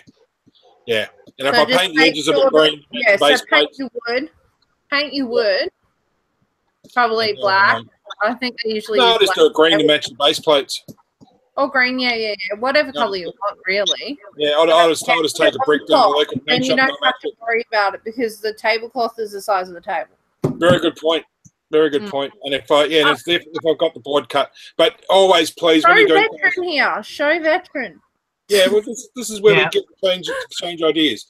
But with like that too, if you're going to put a board on the top, if you do not have a router, go to a cabinet maker and get him to route the edges over round, so there's no sharp edges. Just so that you've got the OH&S side taken care of. You don't want anyone falling over and cracking themselves open on a sharp edge, sharp corner. You can use the door. No, because the door's got sharp corners. They're not that sharp. Yeah, I know, but we've got kids nearly eye level with a lot of these tables, so that's why I'm looking at it that way. Oh yeah, I suppose. You guys don't believe in bollards, you weirdos. No, and actually, I'm to and from against bollards. I think they're great in some setups. The train guys won't let anyone near their trains. You've got to have a metre separation. Oh, look, I can understand. And I can understand that. Okay. As somebody who has had things moving on a display, when a kid who is old enough to know freaking better reaches over and tries to derail your train. Yeah. Oh. Yeah. Yeah. We had bollards around every display at the our last big display at the exhibition centre over here. We actually, for the first time, had bollards around every single display, not just the trains, and it made a bloody big difference. Yeah. Oh, it does. But yeah, like it's hard enough. Like if you get somebody who messes with your train controls, and you know your train goes off the end of the table and smashes into a million pieces. Exactly. Then you have to rebuild it. Just recently, someone was. I don't know exactly where this happened, but it was not at a Lego train show. It was let's put a Lego train in with normal trains. And someone brought along a controller and was hijacking the Lego trains. That's hilarious. But what? Yeah, well, they created quite a few crashes. Wow. Worked out what frequency, what channel they're on, and hijacked their trains. Wow. I think there was a bit of professional sabotage there somehow. But yeah, so you got to be aware of that too. Yeah, totally. But look, I look at it this way too: bollards for and against. I've got nothing really against them, but some exhibits really do need to be sort of interactive, which is cool if you can do that. Oh yeah. There's a difference. We had the afternoon high tea. Like it's supposed to be an interactive exhibit. Yes.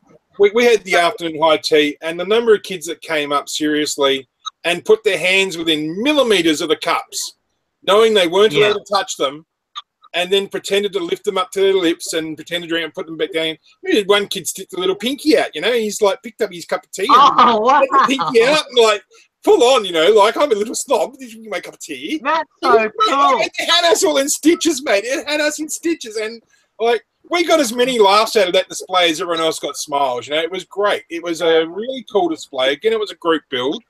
Something we threw together in 12 weeks before Brickvention this year. And it was one of the, it was a great build, and it got a lot of smiles. And we took it to Bald with not quite as much into it, but we actually, at Bald, were able to put it on a round table, and that made the complete difference to it. It was a bit tighter together, and it had been envisaged to be on a round table in the first place, and it worked a lot better on a round table. And, so don't also be caught into the blow molded table as being the be-all and end-all of how you display things too. Some things do actually need to be on a different shaped table.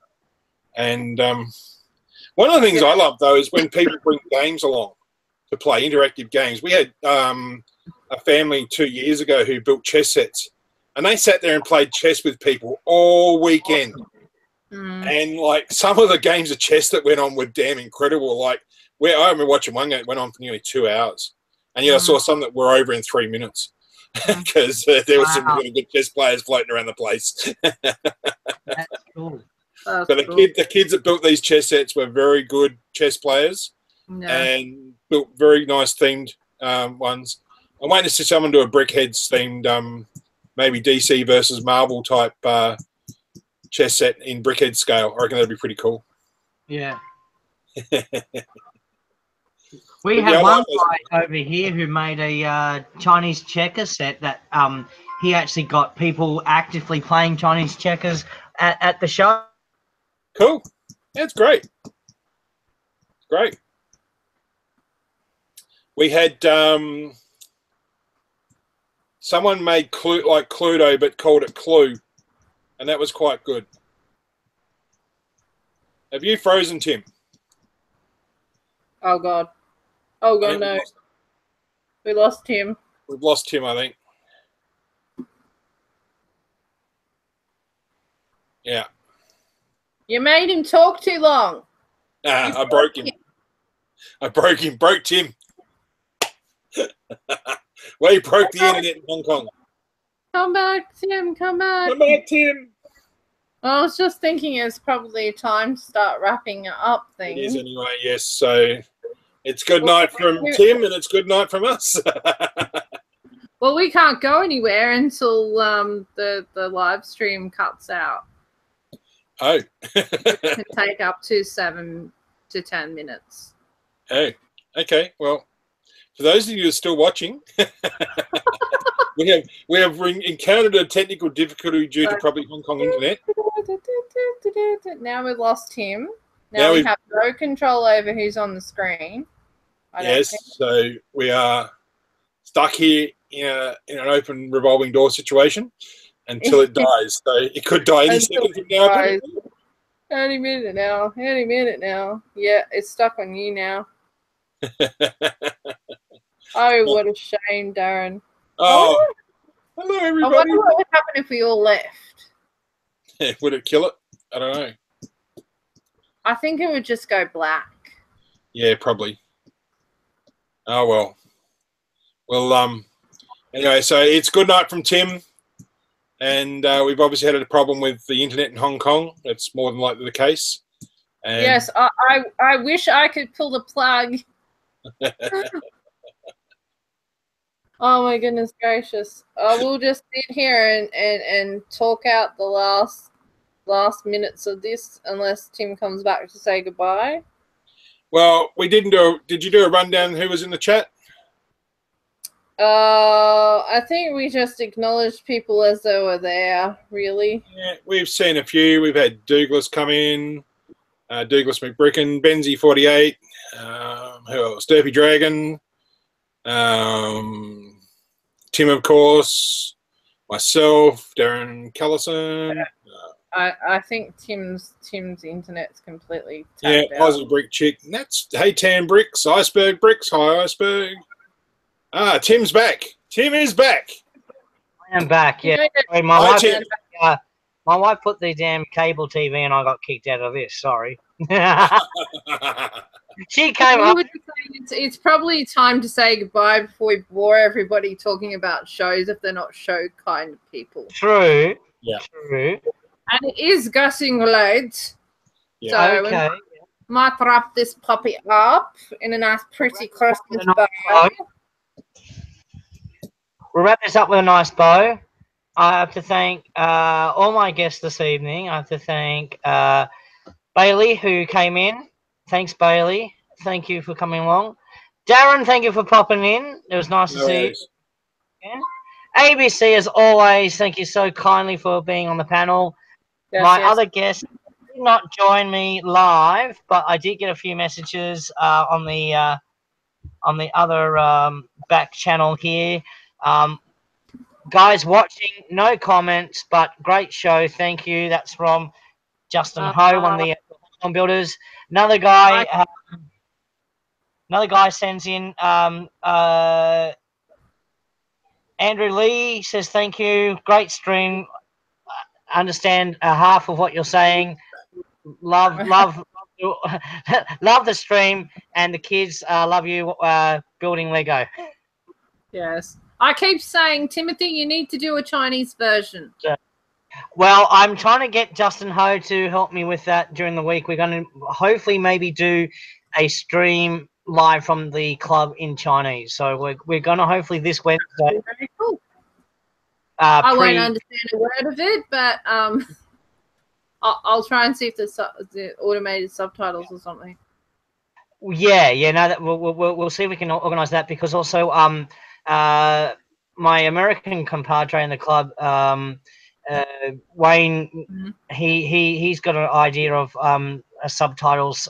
Some other plug-in that he said you can get for YouTube that will actually do that. So it's a little bit. Oh, cool. Yes. Well, Yeah, yeah, great. all our talk of community, it would very much be nice to see the Hong Kong community to come out and, you know, represent. Hai la, ho hoi samdi. Yeah, cool. It would be cool. We'd love to see what they build. Yeah, Yeah. well, we have some, as I said, ABC has seen some of our Chinese builders and they do some amazing things. So I'd love We to. have seen some of it, and it is incredible what they do build. Yeah. Yeah, so everyone else in the live chat, thank you, Iceberg. I saw you there. I saw Doopy Dragon. I saw a lot of people. I think Ray was Douglas. brief there. Douglas McBricken. Everyone else, thank you for coming along. Thank you for being part of the stream tonight.